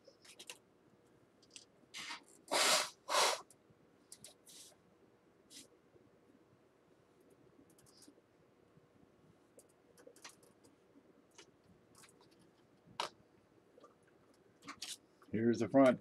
It's a $10 bid, and we're having that start because of this scratch. Starts at the rim, goes through her face. And that's probably another coin on top. And we'll look close at the details here. There we go. We'll go around the rim. The rest of the coin is in fine shape. There's not, anything stands out except for this big mark across her face. But it's enough that, yeah, we start at $10 instead of 20. Mantic wants to see it. I'm trying to show it. And I can zoom in closer, as close as you like.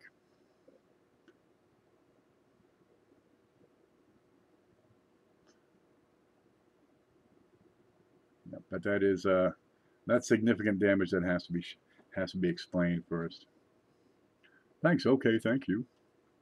There we go. Joe Durbin has it at $10. Oop, let me turn it back up. There you go, 1898 at 10 for Joe Durbin. The jewels are wonderful, but you can't neglect damage. All right. Well, you know, getting one of these at 10 bucks is not a bad deal at all. Seriously. Good detail. Can you accept the damage? Yes, no. Uh, what are the standards for the set you're putting together? You can have a pretty darn nice set. That is one. That's number 2, 1892. Yep. Then the 1890. Then the 59. There. We're caught up. You can get a more complete set if you take it with damage and upgrade later. Some of these dates, like the 1898 in particular, where you have 1 million produced, yeah, you can probably recover that $10 investment pretty simply. Okay, next up it says 1964 Washington quarter. This is a proof. It is a brilliant proof. It's not Cameo. It is impossible to get this to show up on the video here. There it is, Washington 1964 proof, $4, and that's a buy it now. There she is. And I'll put that under the scope. Yep, I came across like 7 of these, so I figured, yeah, all right, let's just make them go away. And I can shift that around inside. Let's move. Oh, watch this. You get that doo-doo? Does that go away? Yep, it goes away. There you go. These scratches you see are on the holder, and I'll move that coin in the holder. Let's see to it. $4 is buy it now. Bill Betts, you got it at $4. I like your $5, but it's $4. Okay. Figure I'll take $5 and take $1 off the shipping. It'll work either way. And Bill Betts. Do me a favor, Bill, and send me your email address right up here so I have a way to send you an invoice and we make sure we're on the same page. Yeah, that's a good quarter. There's nothing wrong with it. Good and sharp. $4? Yeah. What is this? Oh, Mercury dime. Bill got it, $4. I don't make you pay more. I'm happy with $4. 1929, and you're going to find this to be very fine. Here you go. Check out the details on the feathers. You're looking for full feathers all the way to the edge, right? You're looking for all these feathers to be complete. That's a key indicator of very fine. And you go through into high points, and this is consistent. And we've got not screwed up. It's a little grungy. Okay, yeah. Well, you would be too if you had never been licked since 1929. Sweet double die walker, yeah it is. On the back, I've got a beautiful sharp piece here. I've got great lines across the entire fasces. And that's a $5 bill.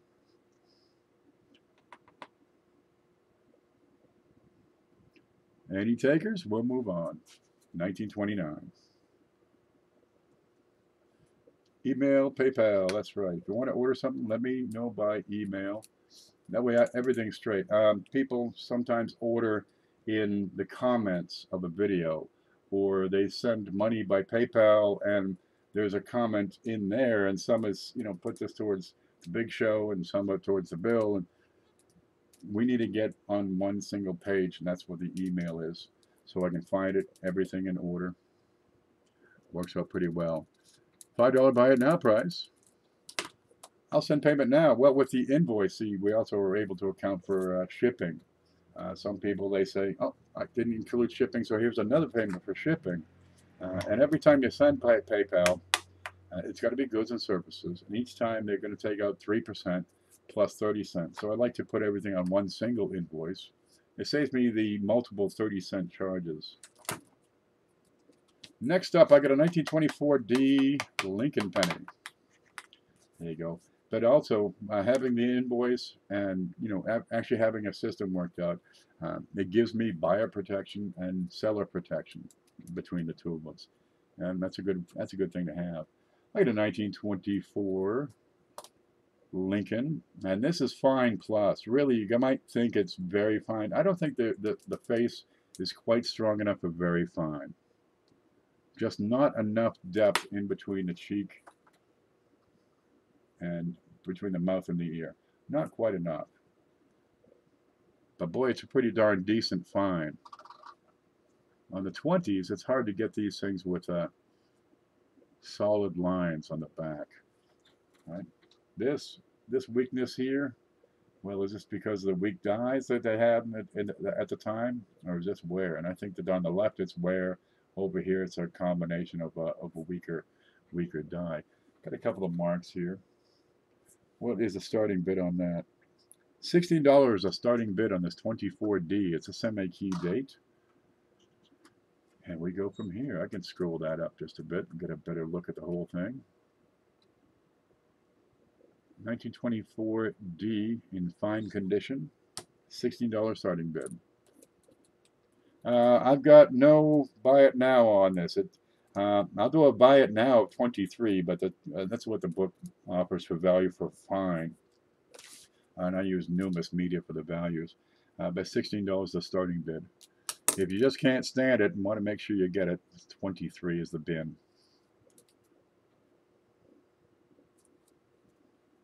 There we go. And this is a tough one to get. This is one of the tougher ones to get.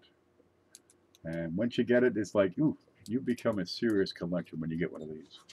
You're going for the full set of wheats. So the $16 bid is the starting bid, and $23 buy it now. Lincoln says $16 with nothing else. Is that a bid, Lincoln?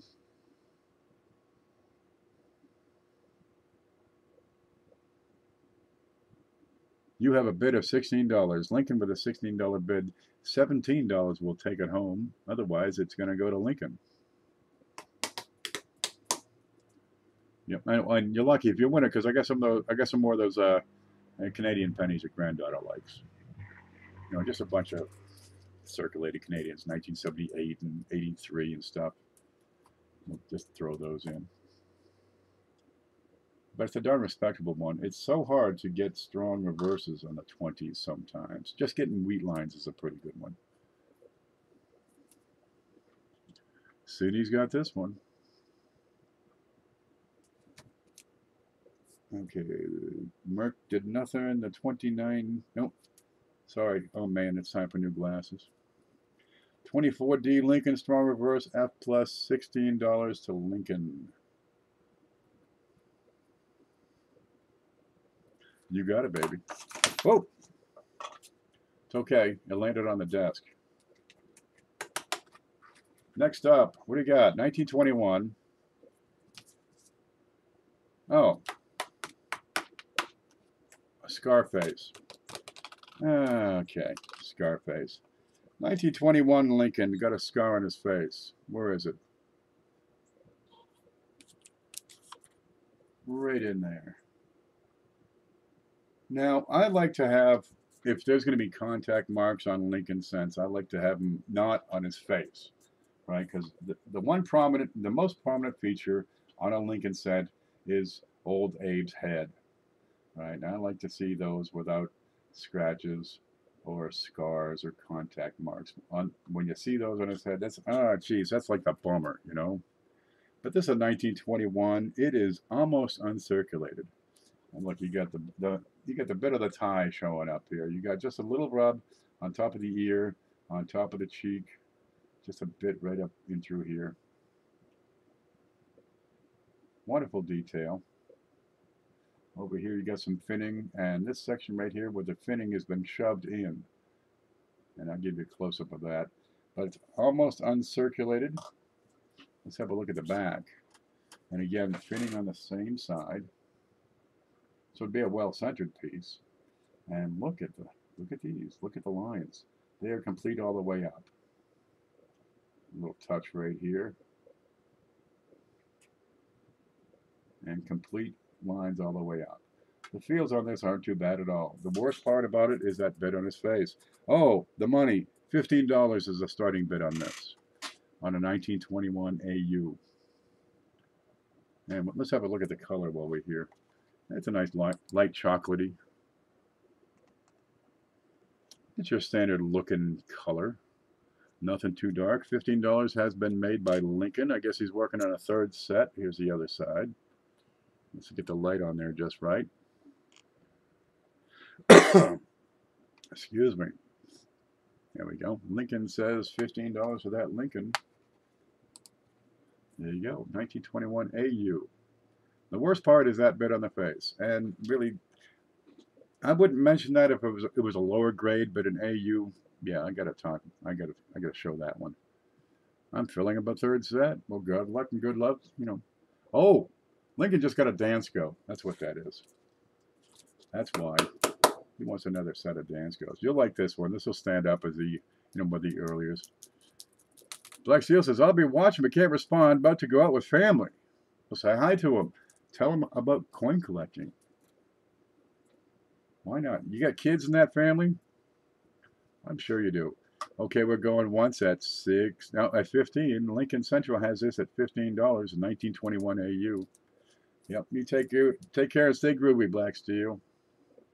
Yeah, I was watching his show, well, I don't know, Thursday? Wasn't yesterday, I'm sure. Just talking pennies the whole damn time. I don't know what I was doing. I think I was doing dishes or something.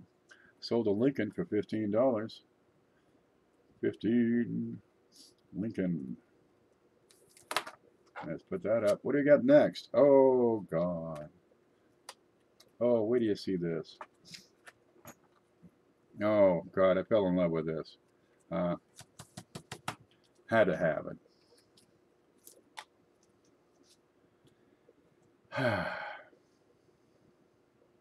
Now I tell people you got to get into these coins that are less common.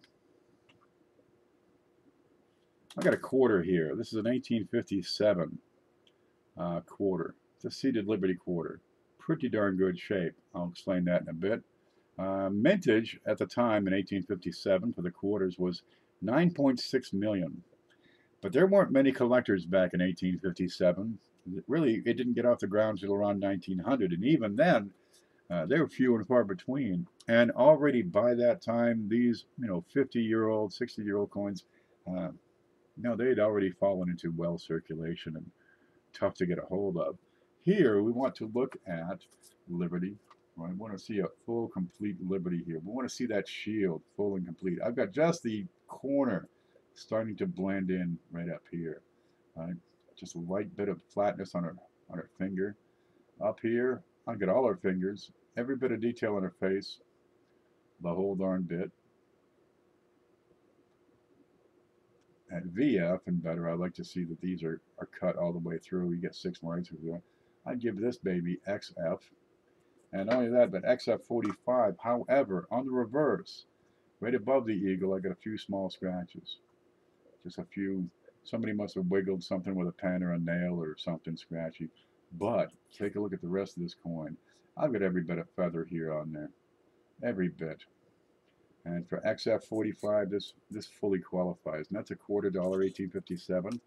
You've got a surviving population here of 3,500. We'll have a look at the rim here. It's nice. We are starting this at, where is it? $85 is a starting bid on this girl.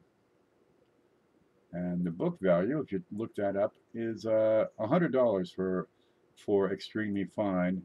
I'd give this XF45, but those scratches will help bring it down, but not a whole lot, I think, on a coin with 3,500 surviving specimens. Oh, it's a peach. And dude, they get better. Wait for it. Wait for it. Let's have a better look at this. Here you go. We'll go around the rim. Geez, just a sound rim. Well, you figure back in 1857, they really didn't drop it on the concrete so much. Maybe on occasion they drop it on the cobbles.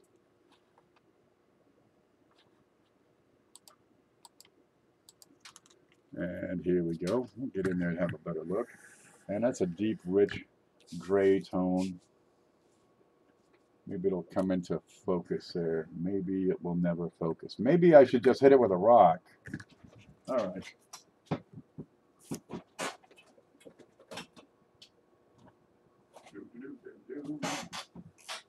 Yeah, we'll get a couple more coming up that I'm not going to handle. Look, you don't have to wear gloves if you're handling circulated coins. Because what? They've been handled for a long time anyway.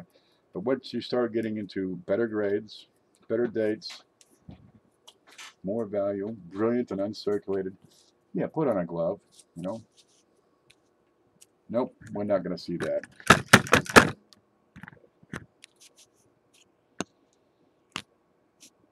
Nope, not one bit. To hell with it. Somebody want to buy a camera? There it is. What did I say? $85 is the opening bid. And this could be yours. And have a look at that dear old lady. Isn't she pretty? And she's sitting on a rock. Well, that's okay. Rocks are timeless, I suppose. They still make rocks somewhere up in the rock factory. I think Canada is where they make all the rocks. There we go. And there's those scratches. And yeah, they're small. You know, you pull out the loop, you're going to see them. Right? If your eyesight's better than mine, you're probably going to see them. But they're not enough really to detract greatly from the coin, unless you get in close. I bought a camera. All right. Okay, that's how $85 is not getting any bids. That's just fine. I got a big show coming up. I'm sure somebody out there would love to get that. Let's set that aside and keep on moving. What's this next one? That's that nickel. Is that right?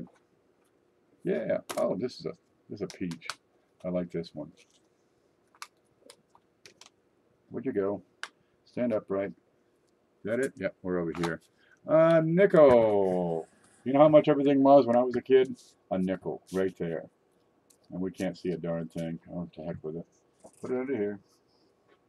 What do you got? 1883 was a good year. Laura Ingalls, remember that? House on the Prairie? She was like 6. No, wait. She'd be like 16 or 17 back when this beastie came around. And for this, we got to look at the details and decide, is it uncirculated or is it circulated? Well, I tell you, it's probably circulated. And then how circulated? And I've got to look at, I'm into the details on the leaves, and I'm getting most of these veins are coming all the way up. Right? I've got just a touch missing on this one. Over here, I've got just a touch, about half of a leaf is missing. The frills, the knobs, they're in great shape. The lines here are beautiful. What are we talking on this one? This is an $80 starting bid. The fletching is exquisite, right? If you go around the frame of the shield, beautiful shape, beautiful shape. And we'll get in close and have a look at that. $85 bid, anyone? Oh, that was a previous one. This opening bid is $80 on this 1883 shield. And we'll get in and take a look, and you're going to find, yeah, it's pretty darn good shape. It's been passed around lightly. You have a few contact marks here, there, just a few small ones, and a bit of smudge, just a little bit of smudge. Otherwise, pretty darn good shape. Yeah, this is a nice one. I did find some that were real nice treats this past couple of weeks, and well, here they are. We'll have a look around the rim. The rim is pretty sound.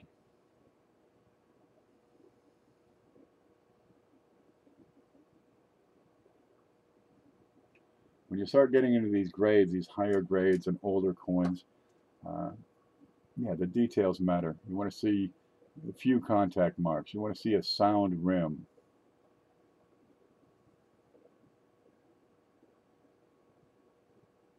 That's probably Longacre doubling right there. Looks like a bit of a die crack going through S and T. And the rim is sound on this side. You have on this about 60,000 surviving specimens. All right. They started making these, what, 1866, is that right? 1865, something like that. And you got some Longacre doubling in and around In God We Trust. Now, Longacre, he discovered that the way to extend the life of the dies was after hubbing the die, smack the hub with a hammer, pound it in just a little bit more, and you have this little, ledge around the letters. Oh, much like you see around the R and the U, if I can, well, you can see it there. I don't have to point. And you have the secondary impact, which leaves a ridge. So the metal flowing in and out doesn't wear the die as much, and it prolonged the die life. And that's what he was doing. He's mint director, and it worked. Here's the date in all its glory. And now we take a look at these fine details, and it's a sharp coin. Hey Dave, you're back just in time for this. We've got an $80 starting bid on this 1883 Shield nickel.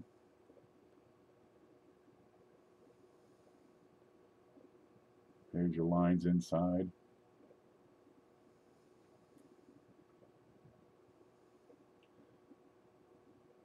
And you can look for contact marks. I'll wait. And check the rim. We'll just go around slowly.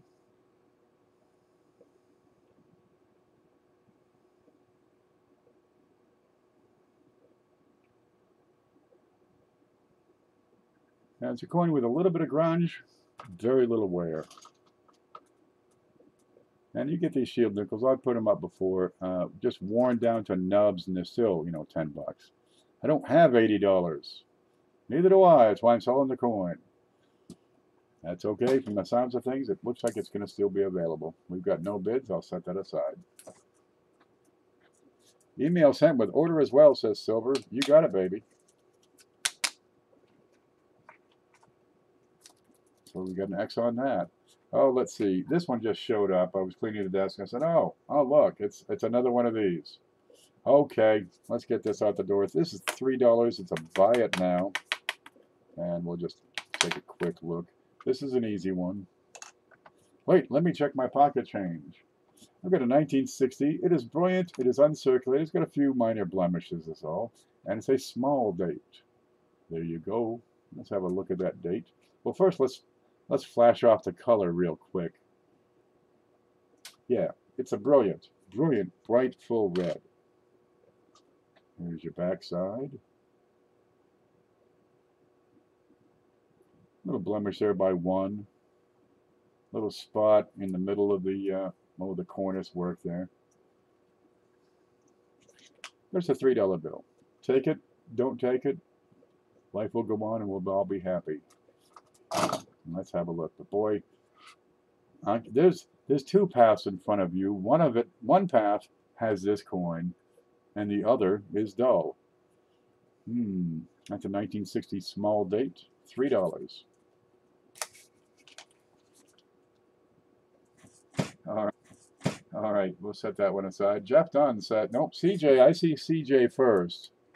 Let me show that one here. Home, scope. I see CJ right here. Beat Jeff Dunn, I mean by a millisecond. Everybody typed at the same time. CJ, I got you there for $3. There you go. Jeff, let me see if I've got another one. I probably do. Jeff Dunn.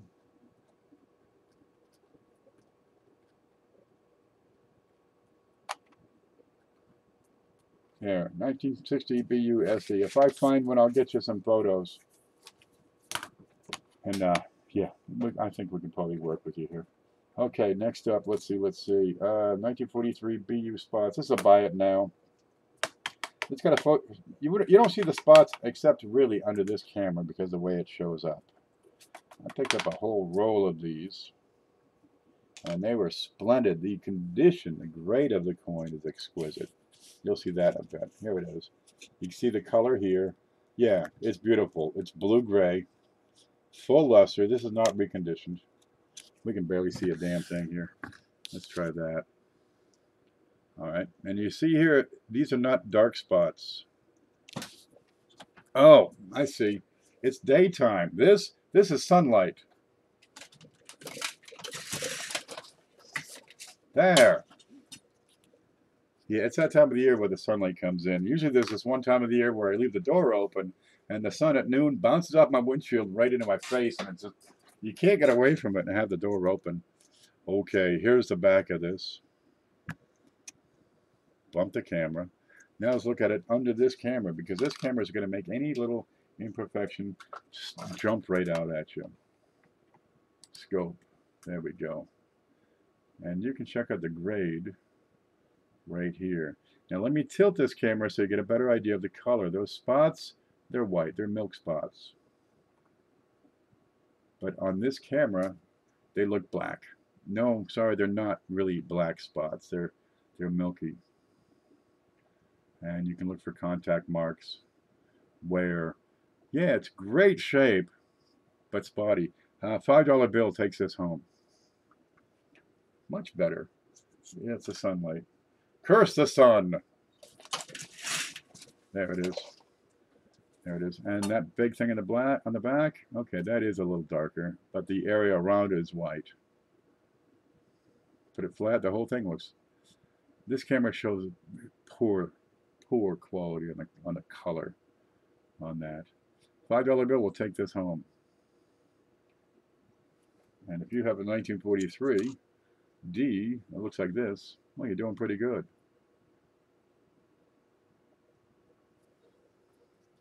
Okay, we're going to move on. Love auction. That's right, it's an auction. All we have for sale is love.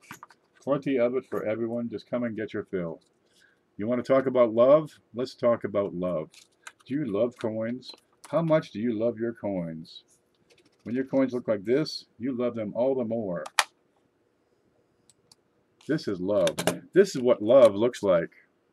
If love was a coin, it would be an 1856 XF45 seated Liberty $half.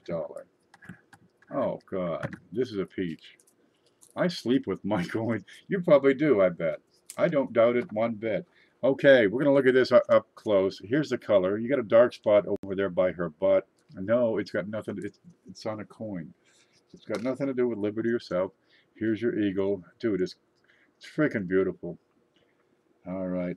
Mintage on 1856 was less than $1 million. So already we start on the rarity scale. There we go, at a 1. Let's go back over to that rarity scale. Screen.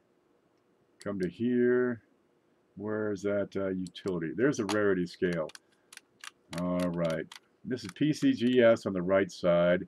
At 938,000 produced, it already has a 1.1 rarity scale, which is, you know, common. And in 1856, you know, that's a bunch of coins for $half. But you've got 800 surviving specimens, which puts it squarely up here. 800 surviving specimens. Yeah, gives it a rarity scale of 5.4. On the universal scale, it would still be 11. Nope. Yeah, it would be 11, 500 to 1,000, because there are 800 surviving specimens. And here she is. Sharpen up, girl. You've got ear, you got that long, luscious hair, every bit of it, all her fingers. Liberty is sharp, delineated, and you're looking at the corner, just the very corner of that shield. Every bit is there. 1856. We'll look at the back in just a bit. Let's look at the rim. I've lost chat. Just a moment. Let me get back. Okay. All right. Coin digging for $5 on the 1943. What'd I put it? 1943. Coin digging. If you send me your email address, right up here, this email address, that's going to make life easy. Oh, this guy, the 1856, this is a $180 starting bid. There we go. And we'll keep on watching. Let's take a look around the rim. It's beautiful. There's the spot we discussed. Right? Let's look for contact marks. Let's look for scratches. Let's look for damage. Look for rim dings. What you got? This is a problem-free coin, except for that dark spot. This is a pretty much problem-free coin in XF45. Is that right? That's what I got. With 800 surviving specimens. There's a couple of contact marks here in this field. Someone sniped 2,000 wide AM for me in the last 30 seconds. What was the bid? Man, those things are good to have. Shield is full. This is a full shield. The feathers, dude, they're beautiful. A little bit of light wear here. Okay. Not enough to go to all the way to 45. So I give it XF45. Or not enough to go to 40. I give it XF45. We got a solid rim, no detracting features. It's a problem-free coin. And the starting bid, $10. Jesus, it must have been a peach.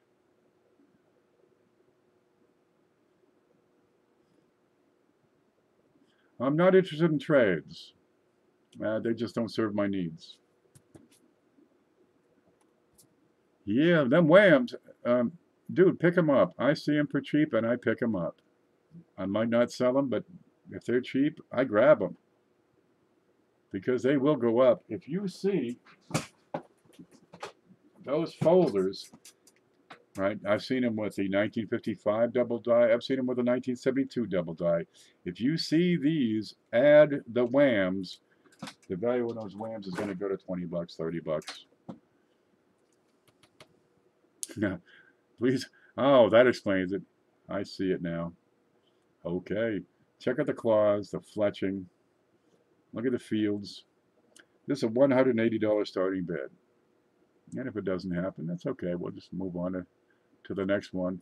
And I just get to show off. I've been trying to get people noticing and more attentive to better dates, better grades, and more rarity. There's one right there. There's a contact mark right there on her shoulder. And that's probably the worst of it on this coin, besides this discoloration, which is probably, my guess, what? Ink, perhaps? Okay, I've got nothing on that one. And there are 800 surviving specimens on that. That's a nice one. You know, that might be ideal for the Coin Seminar Weekend giveaway. It's about the right range. All right, next up, let's see if this is right, is the 1850. Oh, this is the cutest little thing you ever did see. Okay, what's your surviving population on this one? I didn't write it down. I've got to look it up. Bear with me here. I'll let you look at it real quick. Great toning on this one. It's dark around the edges. It was probably stored in a folder for some time. This is a real peach. It's a sweetheart. All right, let me look up some figures for you right quick. Where'd I put them? I wrote them down, I swear it. Okay, 1850, seated half dime. There, right there. What do we got? 955,000 produced, less than a million again, and 1,000 surviving specimen gives it a rarity of 5. Yeah. 1,000. And this one is AU 55 in my estimation. I mean, you got to see the color. The color is the best part of this one. Okay, if you like those toners, I've got this beautiful heading towards blue around the edges.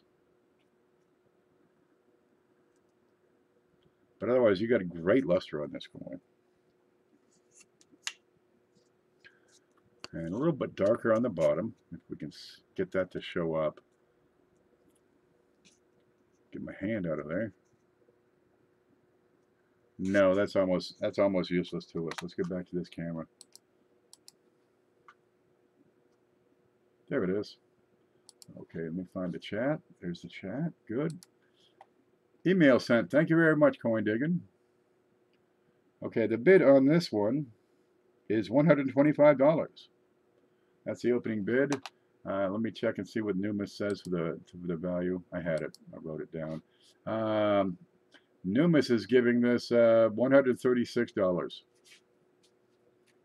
for AU 55 on an 1850 seated Liberty half dime with 1,000 specimens. Yeah, they're pretty tough to find, 1850. And in this grade, they're very difficult. 125 is the opening bid. I want to sleep with your coin. There it is. Let's look at the front of that again. Let's get real close. Let's get right in there. Dude. Okay, that might be a little too close.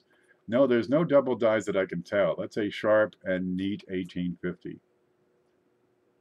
Nothing for extra numbers, nothing above or below. Liberty, full and complete. The shield, full and complete. All the details on her hands, the poles, her face.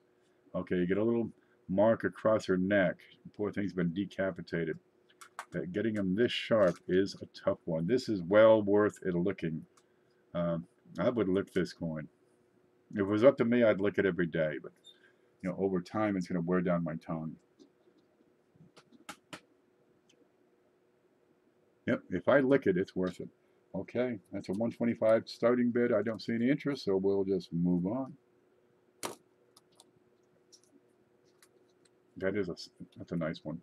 Did you see the size on these? Give me a dime. Give me a dime for comparison. Well, here's a penny. Here's that.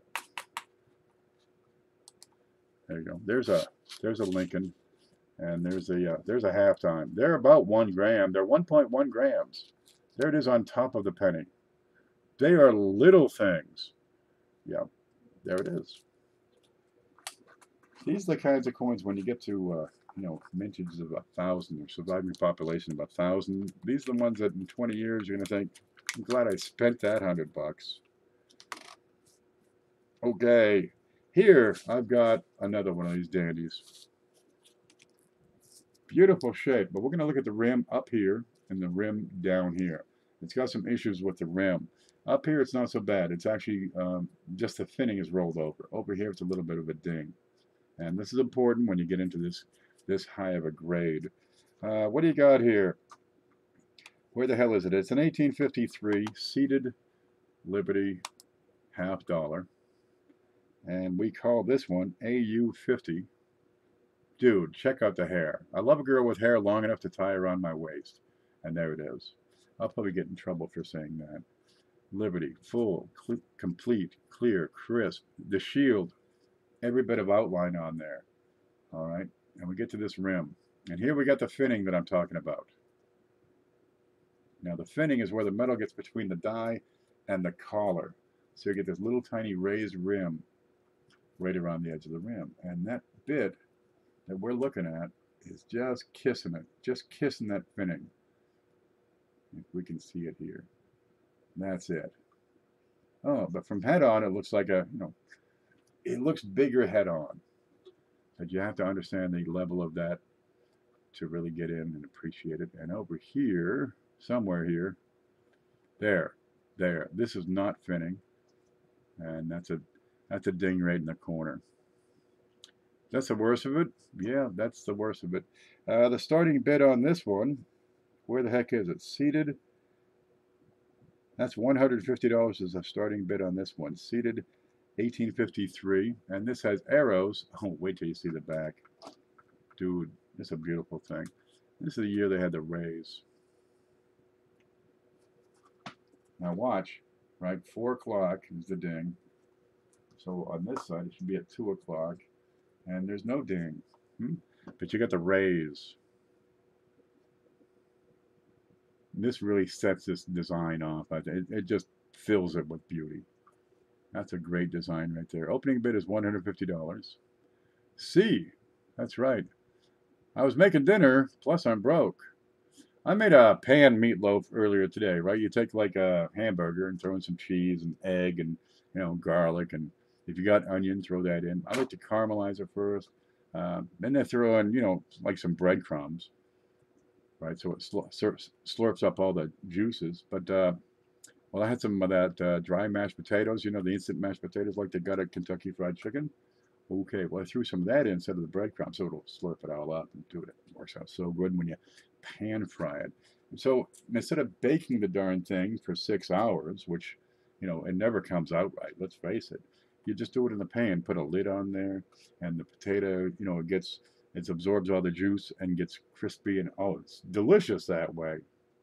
So I pigged out on that. Okay, here I've got a little ding in it right above the head, as you can see. But for AU, yeah, I'd give that every bit of AU. And $150 starting bid there has a surviving population of 6,000. And this one is drool worthy for sure. Gosh, really, I'm 51 and I never realized that I drooled this much. I didn't drool as much when I was younger. And there she is on the front. Good looking dame right there. Extra metal on the E. Yes, it's an extra metal. Back in the day, they'd run these dies quite extensively, and I show that. And that is a crack, is all that is, and it goes from the edge through the E and the T and the I. There it is.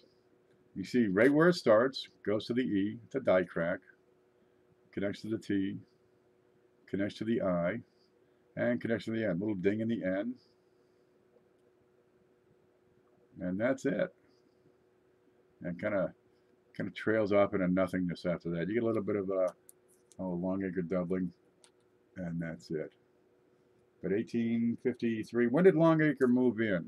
Did he start in the late 50s? Well, maybe they were experimenting with it, but there it is. Okay, we're going to move on. Next up, I got another seated. Yeah, I got into this. I went on a seated Liberty binge, I guess. Oh, what? Oh, this one's just gorgeous. Oh, Jesus, this is gorgeous. Where do you see it? Let's set that right here. Now, I've had not many seated dimes, and of the ones that I've had, I've only had one that was better. And dude, that was just freaking wonderful. It was a while back. I don't know, a year ago. Where'd it go? Here it is. That's a seated Liberty dime. Zoom. There we go. Let's see if we can see it without the sunlight in the way. Sure is shiny, huh? Here's a white spot. Okay. Works better at night. I'll work on some different blinds. What are we talking here? 1890. Okay. Every bit of AU. Every bit. 1890. Did I write down the notes on this? Why don't it? I wrote down the notes, but I didn't write it on the slip. AU 50.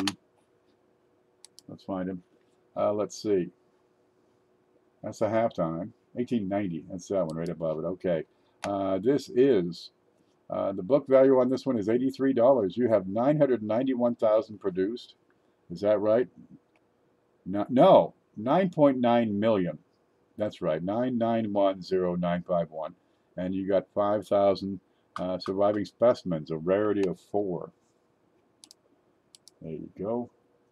Beautiful shape, and you get the light finning right around the top. Full denticles, every bit of Liberty. The shield is complete.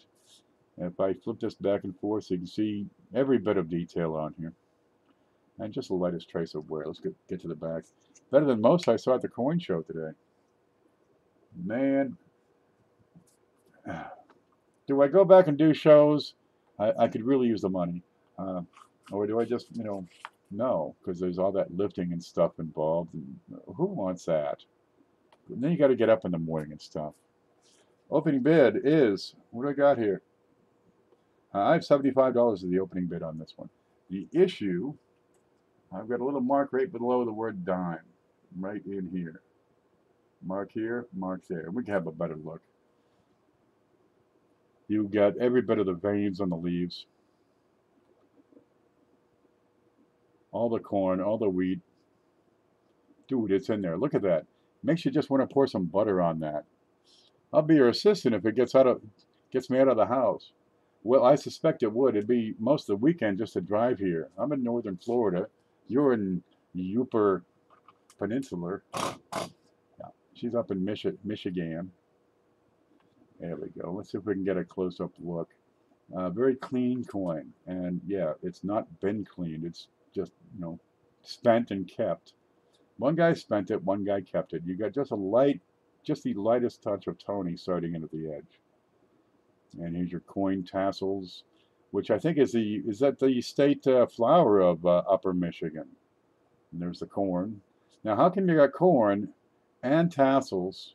I don't think that's corn tassels. That's probably wheat or something here. And down here, the tobacco with all the veins. That's got more veins than my forehead. All the detail can be found. Yeah, that's a nice one. 1853. Nope, that's a seated. Oh, this is a seated. $75 is the starting bid on this. You'll like it. That is shiny as a new dime. There is your shield. Dude, it's almost untouched. Completely separated up in the top right corner, one of the highest points. Just a light touch of wear in the head. Ever so slight. There's that finning I talked about. The finning, how sharp that is, gives me an idea of how much time did it spend in circulation. Because that finning is so darn slick, so darn thin. Here's a toothpick to give you an idea of the thickness of that fin. It doesn't take much to ding and dang that up, and bang it up and screw it up, and just plain wear it off. You slide that across the counter a few times, it's going to go. Okay, not getting any interest in there, so we'll set that up and move along. We have plenty left. What time we got? We got 4:20, so we got 1 hour till Mantic Coins comes on, and he's in here somewhere. Okay, what do you got here? Oh, 3 proof pennies. Is this right? Let's see, we got nothing on that one, nothing on that one. I got a 1956. No, 4. 4 proofs. Where are you? Here we go. Stand up. 58. 59 because, let's throw that in. Okay, there's the 56. And the 57, it was already in a holder, so we'll just go with that. I got a 1956, 57, 58, and 59. And there is nothing wrong with these. They're not cameos. They are brilliant proofs, but they're wonderful. Dude, if you don't have some proof wheat pennies, your life is just not complete. Really. You want to sleep with some coins? This is your baby. Let's have a look at these up close and personal like. Now, they're still in the flip, so you're going to see a lot of little funny little marks. Dude, the coins are beautiful. There we go. Now I'll take that one out so you can see. No, they're not screwed up. They're not spotted. They're not streaked. They're not blemished. They're not toned. They're delightful. That's what a delightful penny looks like. That's a proof 1956. Oh, all 4, $28. And let's see if we can see what we can see here. That's a shiny penny. Let me put that on something stationary so we'll get a better look. And you're going to find this quality to be pretty much across the board on these.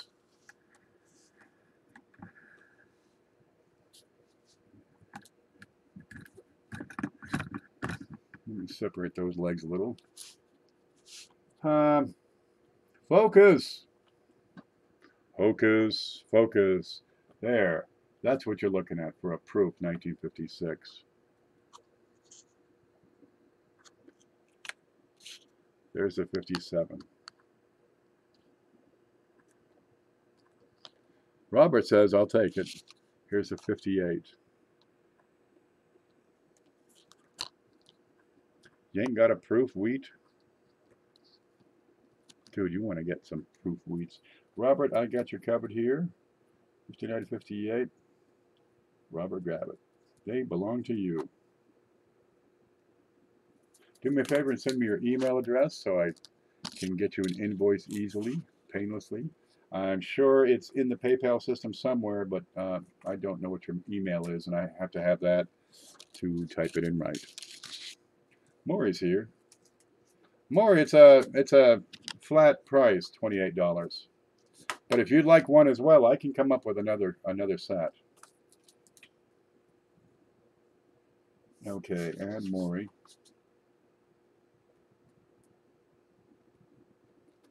Yeah, $28. I get you. Sure, I got you covered, baby. So that's 56, 57, and 58, and I got a 59 in there just for good measure. Please be clear on bid and bin. I try, man. I'm just a man, though. I try. Let me see if I can get these to hold up. Yeah, that's a $28 buy it now. And he bought it now. Ken Mantic wants the dime. Seated dime. $75 with a start bid. We got no bids, so we'll do $75 from Mantic. You got it. Okay, last items here. Where'd they go? 90 to 99 Jefferson nickels. Here they are. And they're in here. I've got 10 Jefferson nickels. All the 90s, $10 starting bid. And that's a starting bid of $10. No buy it now. Thanks, I sent an email. Yours I know. I know, it's just manticcoins@mantic.mantic. It's easy. Okay. All of them, 90, 91. I think these are in order until I tussle them up. These are all the 90s Jeffersons, 90, 91, 92, 93, 94, 95, and then some more, I think. I forget which ones. Okay, all 10. And that's one money, takes them all. And this is the one that saved me. I had to have a 99, and this came in along with some other stuff. So I said, oh, good. So $10 a starting bid. I've got 10, we got 11. That's all 10 of the 90s Jefferson nickels. And they're just regular. They're not screwed up. That's the key thing. And we can have a look at these. They're black and white. Remember, after 78, deep cameo was the standard. And you'll get black and white on these, if I can show it right. There we go. And let's take one out and have a look. $12. You're going to find the 90s proofs tend to be a bit higher in value. There we go. 1990. No, not spotted, not screwed up, no streaks, no toning, no fingerprints, no gashes. These are straight up coins. Hell, even the rim is cameo on these. Let's see if I can get the focus a little bit sharper on that. Oh, okay. I think that did it. That's what we got. So if you're working on a set of Jeffersons, there you go, black and white. Now I've only got the one group of 10 here because I don't have that, the 1990, whatever the heck that date was. And here's the back on that. Clean, crisp, clear, sharp.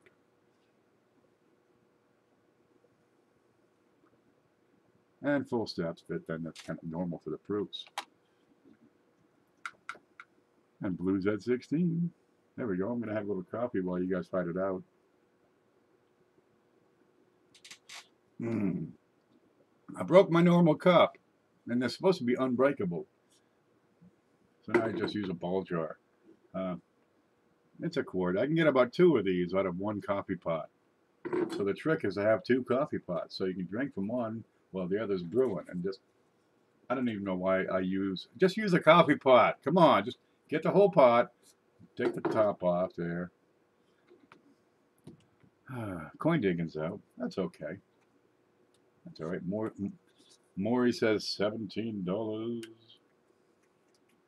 And we keep those good. This is why you wear the gloves, so you don't get your fingerprints on these coins. I took a 64 something. I think it was a nickel. It had a little streak or something on there. And I said, let's see what happens when you touch it. And went like this. And like 4 people had a stroke right there. They just couldn't handle it. Yeah, these are wonderful things. What's this one? This is a 91. Let's get him out. Come on. Come on. Tappity tap. Sharp. Black and white. Clean and crisp. No caffeine. All the sugar. Maury has it at 17. Let's go once on that. 99 Jeffersons, 17 for Maury. And you got the proof Lincolns to boot. Where'd it go? Yep, there it is. 1991. There he is. Good guy, TJ. He wrote the Declaration of something. What did he write? He wrote the Declaration of Independence. It was in the contents of convention. Served as our minister to France for a while. All sorts of stuff. Yep, Maury's got it. Yep. And he was a speculator, of course. He imported goods. But he made his money. He made his fortune on nails.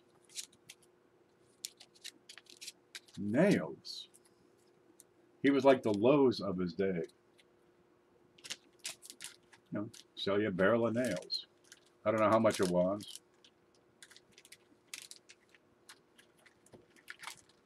He didn't make the nails. He just said to make the nails.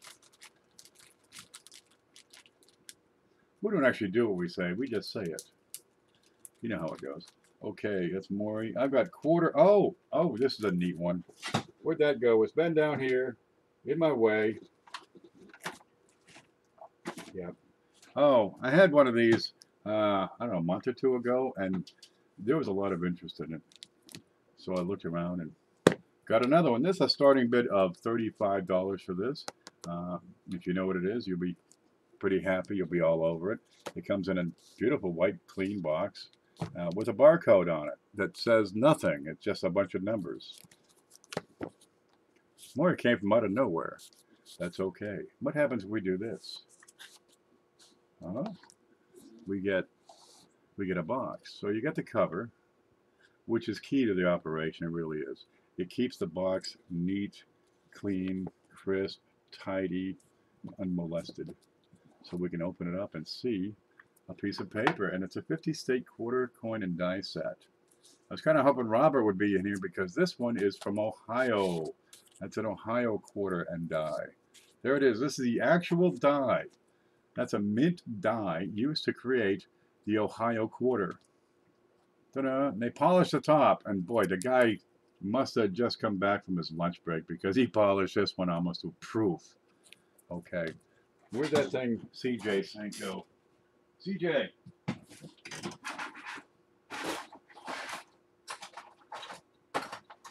There's one. Where's the other one?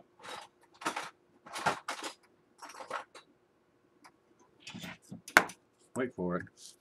We need to get some props. Where's the other one? I got another one, I swear it's better than that one. No matter. Okay. Here's what CJ made and says this is a quarter die according to the specifications. And that's a quarter die. Look at that. How close was he? He was spot on. Diameter. Dude, spot on. Okay, you get a little flat side because that's your Woodruff key. Spot on. Height. The guy did his homework, okay?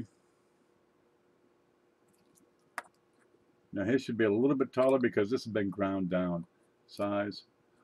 Yeah, when he says his stuff is done to spec, yeah, it's to spec. So here we got the actual die, and you get the serial number somewhere here. No, it's on my finger. There's a serial number, and you can read the certificate of authenticity. Here you go. Oh, this was done at Philadelphia. That's the die number, which matches the serial number on the die itself. It's the Ohio quarter, and I say Ohio because that's where Robert Lofton is right now. It's done for circulation. It went into service on the 24th of April, came out of service on the 25th of April, made 189,000 strikes. There it is. And it made that coin. Let's look at that. Ohio, Ohio, Ohio. There it is. It's the man on the moon and the airplane. And neither of these events actually happened in Ohio. The plane was done in Kitty Hawk, South Carolina, and the moon landing was done on the moon. No matter. We're going to take credit for it here in Ohio because they were born there. I don't mind that. It's a little bit of touch on the top. That's a 2002 Ohio quarter and the die, and that's a starting bid of $35. And you get the deluxe case. The first year they made these, they really didn't have the case figured out, and they were just sloppy. There we go, and there's your serial number right on there. P2 3 6 6 5 6 3. All right, now the neat thing on these, if you really get into it, let's look at the scope and get down here. And we want to look at that. They polish this down to just an absolutely fine sheen. I've seen them where they leave just a little bit so you can confirm like the date, for example. All right, this, dude, there's almost nothing left. Polished, dude, smooth like a baby's bottom. That does not go to say that I go around touching babies' bottoms, but I'm sure that this is a lot like what a baby's bottom would feel like. There it is. Okay.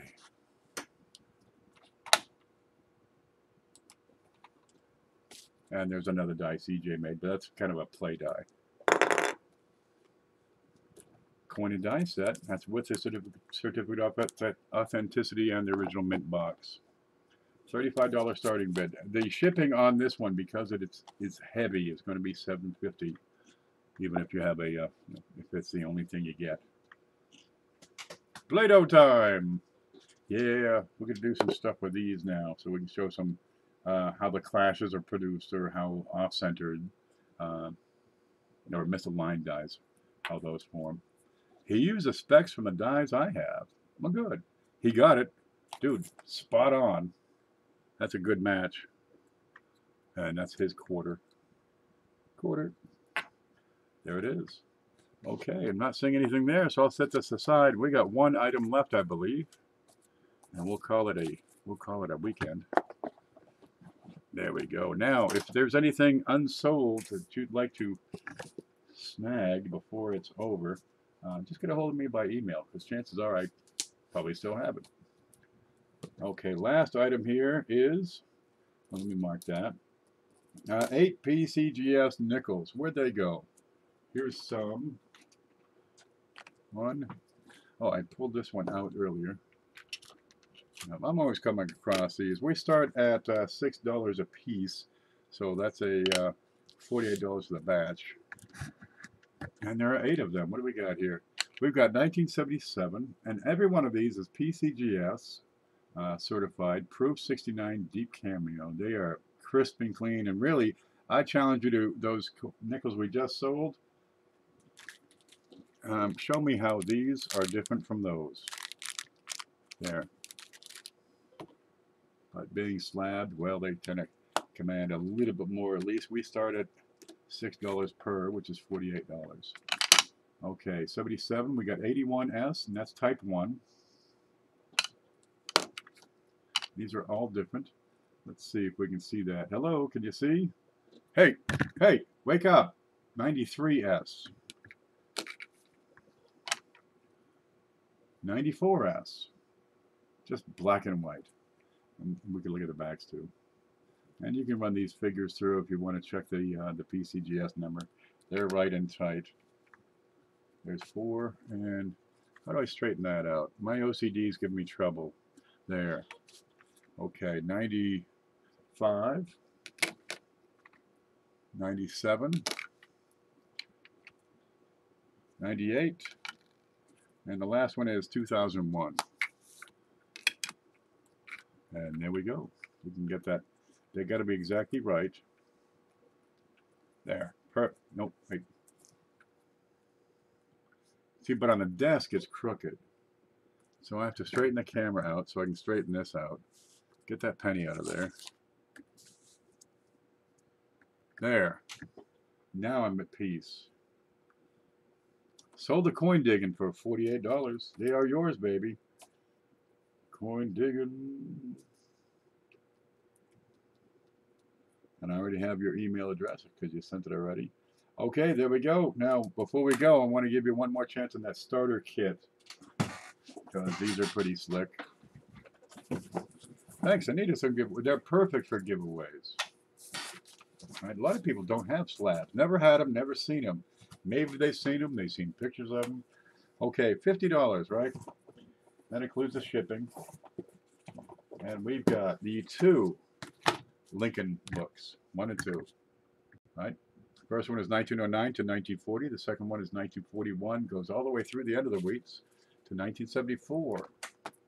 Okay, we got the 2 numbers 1 and 2 on the Jefferson books. So that gets you from 1938 all the way to 1995. And just about every one of those you can find in pocket change. No fooling. We've got 50 flips in the package. We've got a digital scale.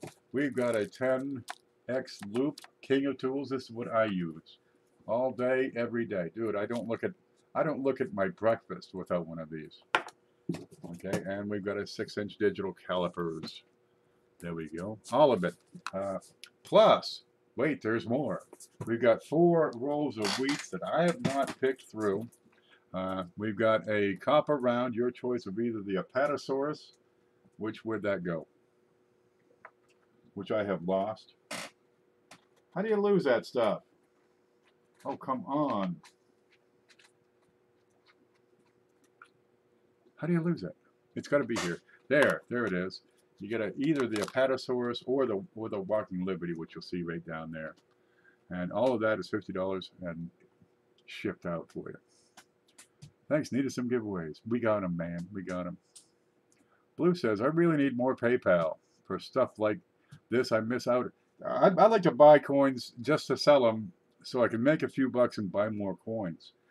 I don't necessarily build a collection, but I get to look at stuff that I might not get to look at any other way. And you can pick up a few extra bucks and put that, let the hobby take care of itself. The flips, I sell flips for $8 per 100, and what I make on those pretty much pays for my flips. I use a bunch of flips, and that it works for me. I just have to buy a whole lot of them at a time. Then I spend hours just counting to 100. Actually, I count to 50 because I put 50 in a bag. Okay, and that's what we have for today, folks. I want to thank you all for stopping in. Bear in mind, you got Mantic coins coming up in 45 minutes. That'll be hours and hours of fun. Get ready for it. Oh, I'm so glad to be back online again. I'm going to get over to Facebook and start complaining about the government. Look, while Mantic's on tonight, I'm going to be getting up everybody's invoices and getting those out. And take care of that, and life will be good. Great Christmas gifts. Yeah, if you've got a young collector in your family, those Mercury dimes, the Buffalo nickels, even circulated. There's not a thing wrong with these. Dude, where are you? Scope. There. I was probably 15 before I got a Mercury dime. Seriously. I shoveled snow. I mowed a couple of lawns. I took out trash for old ladies. I delivered newspapers. But it was probably, 1982 before I could spend any real money on coins. Most I'm just going through, people's pocket change and stuff. My uncle had a big basset hound. It was like this big. Yeah. I think it was plastic. Just stuff full of change. He brought that over. He says, yep, keep what you want. I want the rest back. Okay, we bought a couple of sodas. Don't tell him that. Man, he took his camp. He's got a camp up on Scudic Lake, and he picked the thing up, backed it straight back like 40 feet, dug out a foundation. I mean, this is, right 40 feet from the lake here. Put in a foundation, water sealed it, and made a man cave. Then, put the camp back over it, finish it up, and it's beautiful. Dude, it's beautiful. It's all barn siding. The whole downstairs is wide open. It's got like 2 poles down the middle for the overhead supports. It's just one big cave with animals on the wall that he's killed. Fish, mostly. It's like a deer. There you go. But if you're 12, 14 years old, something like this is a peach. What's this one? 1939, and it's probably got something on the back. There's an S mint mark. And this is probably fine condition. Good for a couple of bucks. Geez, get them going. Get them started. One day they'll go from this, and they'll be doing this. Right? Those Mercuries are just the gateway. Once they start getting into these, you're getting into coins that are they're going to be worth their salt. Now, I'm not saying these aren't worth it. They're still silver, and they'll always hover a little above silver melt. But you're going to need, decades before they start to get nuts. But they made so many more, right? Really, if you can get pre-Civil War stuff, the rarity on those, it goes through the roof. Yeah, it's a gateway drug.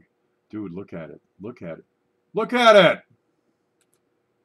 This is the kind of stuff, when you get into that, you're hardcore. Whoa! You're a nerd when you're doing that. And there ain't nothing wrong with that. People look at these things as if they're jewels and gems. Because, dude, they are. They get that value because people want them. It's transferable income. It's transferable wealth. Where you can pass, instead of a document, to your attorney so he can pass that to his kids and keep a percentage. No, you can look in my safe when I go, and here's how you sell it when I'm gone. And the government, there's no trace. This is the kind of stuff that if you have a significant nest egg that you want to protect, from, say, the IRS. Yeah, you could just, there's no record of it. I need to talk with you before you send an invoice, please. Am I in trouble? Dude, she said she was 18, I swear. Alabama is whipping Tennessee. Well, roll tide. There we go. Yeah, these old coins, they're kind of nice. People like them. People collect them. There's history behind them. Where has that coin been? Yeah, I'm in trouble. I know it. Yep. Oh, look, that's the coin op shirt is today's shirt of the day. So you can keep your, if you're keeping a Ken's clothing diary, you can write down the coin op shirt. No, I need more Lincoln cents. How many? What date? Oh, okay, yeah. You know, here's some work coming. Yep. Geez, I was hoping to make money on that stuff too. All you mods, yeah, you mods, you get I'm offering the mods a little extra perk on supplies and stuff, and that'll help. Cindy's experience with that, because, well, I can't afford to pay you. God, I can barely afford to pay my light bill, but you know, I can get you this stuff at, you know, at cost, or really close to it. It's a little perk for you. It helps me because it helps get my volume up, so I can get, you know, I want to get to $350 a month so I can get free shipping. Ken, I'm downsizing my collection. I'm considering consigning coins. I have a huge collection. If I consign coins with you, some of really high value, do you ever sell coins via other mediums? I find that YouTube, dude, it beats all other mediums. Now, if you go to my blog, you'll find the link below. You'll see the information I have for consignment. And yeah, I can take a picture of a coin and stick it on eBay and let them have, you know, what, 10%? No. Dude, if you want to sell a coin and get good value, the only way to do it is put that coin in front of people, do it live. And if they ask questions, you can answer it right now. They will put me on the spot. And that's not a problem. I will have an answer for them. If I don't, I will get that answer for them. Or tell them plain and simple, I don't know. Dude, I've been stumped a couple of times. Well, the most recent stumping was, did they make steel sets in more than just one weight? I think so. Let me get back to you on that. And yes, they did. But if you can take a coin and show it to somebody live, and they say, geez, can you get a better shot of Liberty? And you can, and heck, you can get right in and take a look inside the letters of the date, or the letter, you know, the B in Liberty. Yeah, now you're at another level, and we can do that here live. And yeah, we usually get 50 people, 75 people. We sell most of the things. Let's see, 1, 2, 3, 4, 5, 6, 7, 8. We've got 9 items that are unsold. That's not too bad. Typically, it's more like 1 or 2 that go unsold, but it is Saturday morning. Normally, we do this on Friday night. But if you want to sell coins, this is the venue of the future. Static images, they're good. I've seen some beautiful photos. But if you want to answer questions, ask questions, get information about that coin, get people pumped up, live, there we go. Hard to beat live showing of the coin. Glorious coins. There it is. Yes, sir, I am. Let me catch up here. Yeah, Lincoln got a new dance go and he's filling it up. Takes a while. Dude, so few people have completed a complete set of Lincolns. You get a couple of dates in there that are kind of tough, right? 1909S, the 31S, the 14D. Dude, that's $150 for, you know, for a junker. 1909 SVDB, $600, and you know, that's for a lower grade. They're tough. You get about 60,000 SVDBs, and you got what, 2 million collectors. A couple of 100,000 are serious about it, and it's tough to get a complete set, but it's been done. Honestly, a full set of Lincolns in very fine would cost about $2,000. Now, for a lot of people, that's pretty good money, you know. Uh, Geez, you're making $8 an hour, $10 an hour, maybe $12 an hour working at a Denny's, right? Hustling tables or something. Uh, That's not a whole lot extra to play with. And geez, you'd rather have a car that is dependable than a coin that costs $500. But it's the long term of it. It's a stepping stone. Like I say, you know, you start off with that little dime and you jump onto something like this. No, this. Yeah. And there's there's a lot of possibility for this hobby to become more than just collecting coins, and you can use that knowledge that you accumulate and develop a little income on the side. I gotta get some videos at coin shows, man. I got some work to do. It can be done. It can be that which changes your life for the better. Really, if you pick up an extra $200 a week uh, over the course of 20 years, the difference is a house paid for. That's what this hobby can be. Over the course of your life, if you want to make it, you know, something bigger than it is, you're talking an additional $500,000 to $2 million over the course of your life. That takes you from kind of getting by to being pretty comfortable, or maybe even better than that. It can be that which changes your situation. Because where you are right now, I said this so many times, where you are right now has nothing to do with where you're going to be in 5 years. And most of it is because of the decision you make right now. This hobby can take you wherever you want to go. So anyway, back to my rant there. Link is putting together another set of dance goes. And what's the grade on this? You do a matching set. That'll be his third set of wheats, and he'll complete that. That's complete with the all of them. That's complete with everything. The SVD being the big one. Exactly right, says Robert. Dude, it is.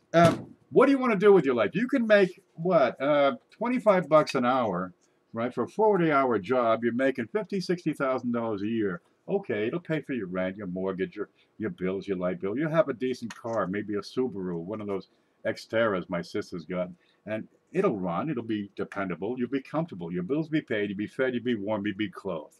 Ain't nothing wrong with that. But there's more to it than that. Geez, I decided I want to be retired when I was 50. I'm 51. I haven't worked in over a year. I'm kind of liking this. I still got time left to do some things. My father, well, okay, yeah, he's not the best example. He retired when he was 52, but I beat him by a couple years. My brother, he's so far in debt, he'd be working till he's 70. Come on, there's more to it than working all your life for doing something for the man. This is a chance to get out there and make a difference in your own, take charge of your own life, and dude, take it. Life will give you whatever you want of it if you just demand it. And this can do it. Look, it's right here. It's $8 at a time. $8. Okay, from there it's gonna be a coin for $10, or you jump up to a coin that's $100, or jump up to a coin that's, where is it? That's $200. Over the course of your life, this can be how much more do you want? It'll take you from mediocrity to comfort, to a serious level of freedom at an earlier age where you still have time to enjoy your life. We're going to, where the hell are we going? Where the hell are we going? Bermuda. Okay, you stay here. It's okay with me. Just me. Me and Bermuda.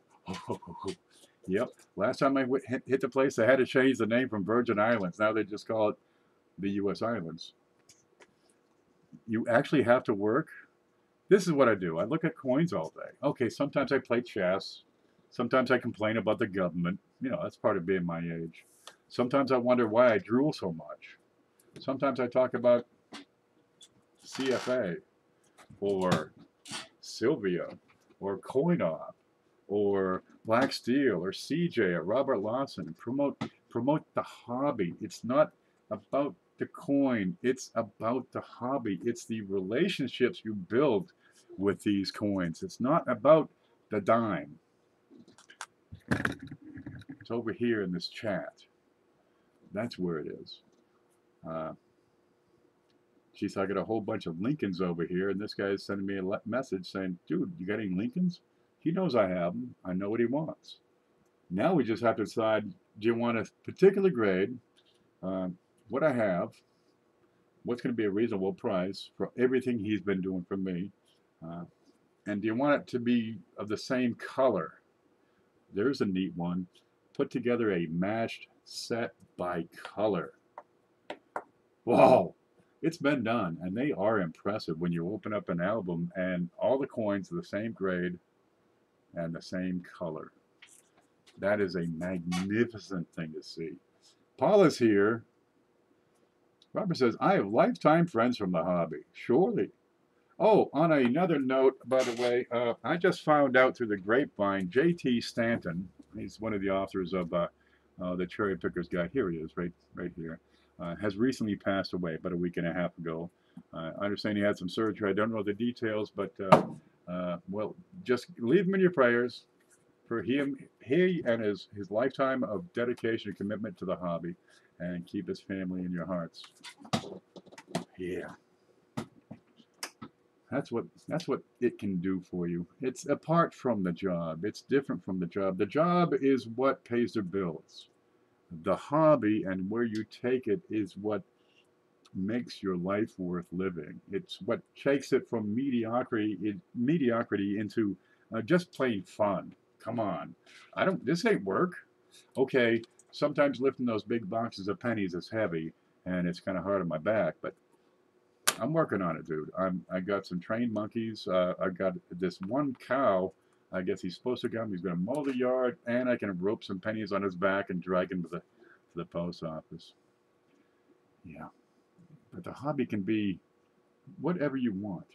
It takes some study, takes some work, sure, but in the meantime, it'll take care of itself. Remember, you buy it now, and you should be able to sell it later for, well, at least what you got into it. Probably a little more if you're wise and cunning and smart, and you say, what, no bids? I'll take that. You know, it's nice though, clocking in and out, clocking out, clocking in and clocking out, going home.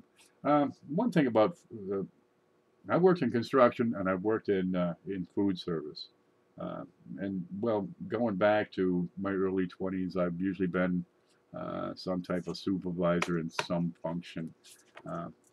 Most people mail it in. They show up, clock in, do what they have to do to get through the day, clock out, and by God, then they have all kinds of energy. Oh, they're all excited. Woo-hoo, they're dancing jigs. 5 minutes ago, he's leaning on a shovel, can barely keep his eyes open. The horn blows, and these people are dancing. What? You couldn't give me that much energy with a jackhammer? Come on. We have a free enterprise system in this nation. It gives you the freedom to do whatever you want. If you can buy it for $1 and sell it for $2, that's a step in the right direction. That gives you an opportunity. But it's so much more than just buy it for $1 and sell it for $2. Really, there's a huge, it's big out there. You can do anything with this. It's so much more than just buy it and sell it. What do you want to take it? What would you like to do with your life that's different from what you see everybody else doing, which is, you know, hitting the clock and being grumpy and getting ulcers as soon as you walk in the gate? Wouldn't you like to be able to clone yourself? I thought about it, but really, after reading my own Facebook post, it would be just a slugfest out here in the backfield. Yep, beware the tax man. You don't have to with coins. I ain't got no coins. Nope. No big box of really valuable rare coins were passed on to my children because you can't prove a damn thing and get out of my house. Yeah. Okay, look, I got a half an hour to Mantic. I can get these invoices up. I could rant all day about the opportunity here because, dude, I'm all over that. Did they leave me any? Yeah, there are still a couple of these seededs available, and some of them are quite nice. What's this? Oh, the Mercury dimes are still available if you like those. Let's see, the seeded 50 cent 1856 is still available. The halftime is still available. Oh, and the arrows and rays are still available. They're nuts. Those aren't scraps. Nobody can afford them. Okay, look, I'm going to take off, do my paperwork, use the bathroom, probably make another one of those meatloafs. You guys stay groovy. Now, big shows tomorrow. Mantic is in half an hour. We got, oh, don't forget, the Youper Amy Smith girl. She in here? She's got a 500 sub giveaway coming up on the 24th, and today's the 20th. So make sure you get over, watch her videos and find out how to enter. There's silver, there's copper, there's stuff. You want to get in there. Okay, and Coin Seminar weekend in 3 weeks. So let's make sure we start getting the word out on that because it is time to make it happen. There she is. There, click on Amy's dots over there. Let's see, where's the screen? There, and I'll move this over. Nope, that's the wrong one. Move that over. Okay, over here, you got 3 little dots. Click on that. Whoop. Click on those dots, and it'll say go to. I don't know how it works. It should say something. Then it says go to channel, and you can go to her channel and watch her channel and subscribe to her channel and say love your channel. That's how it works.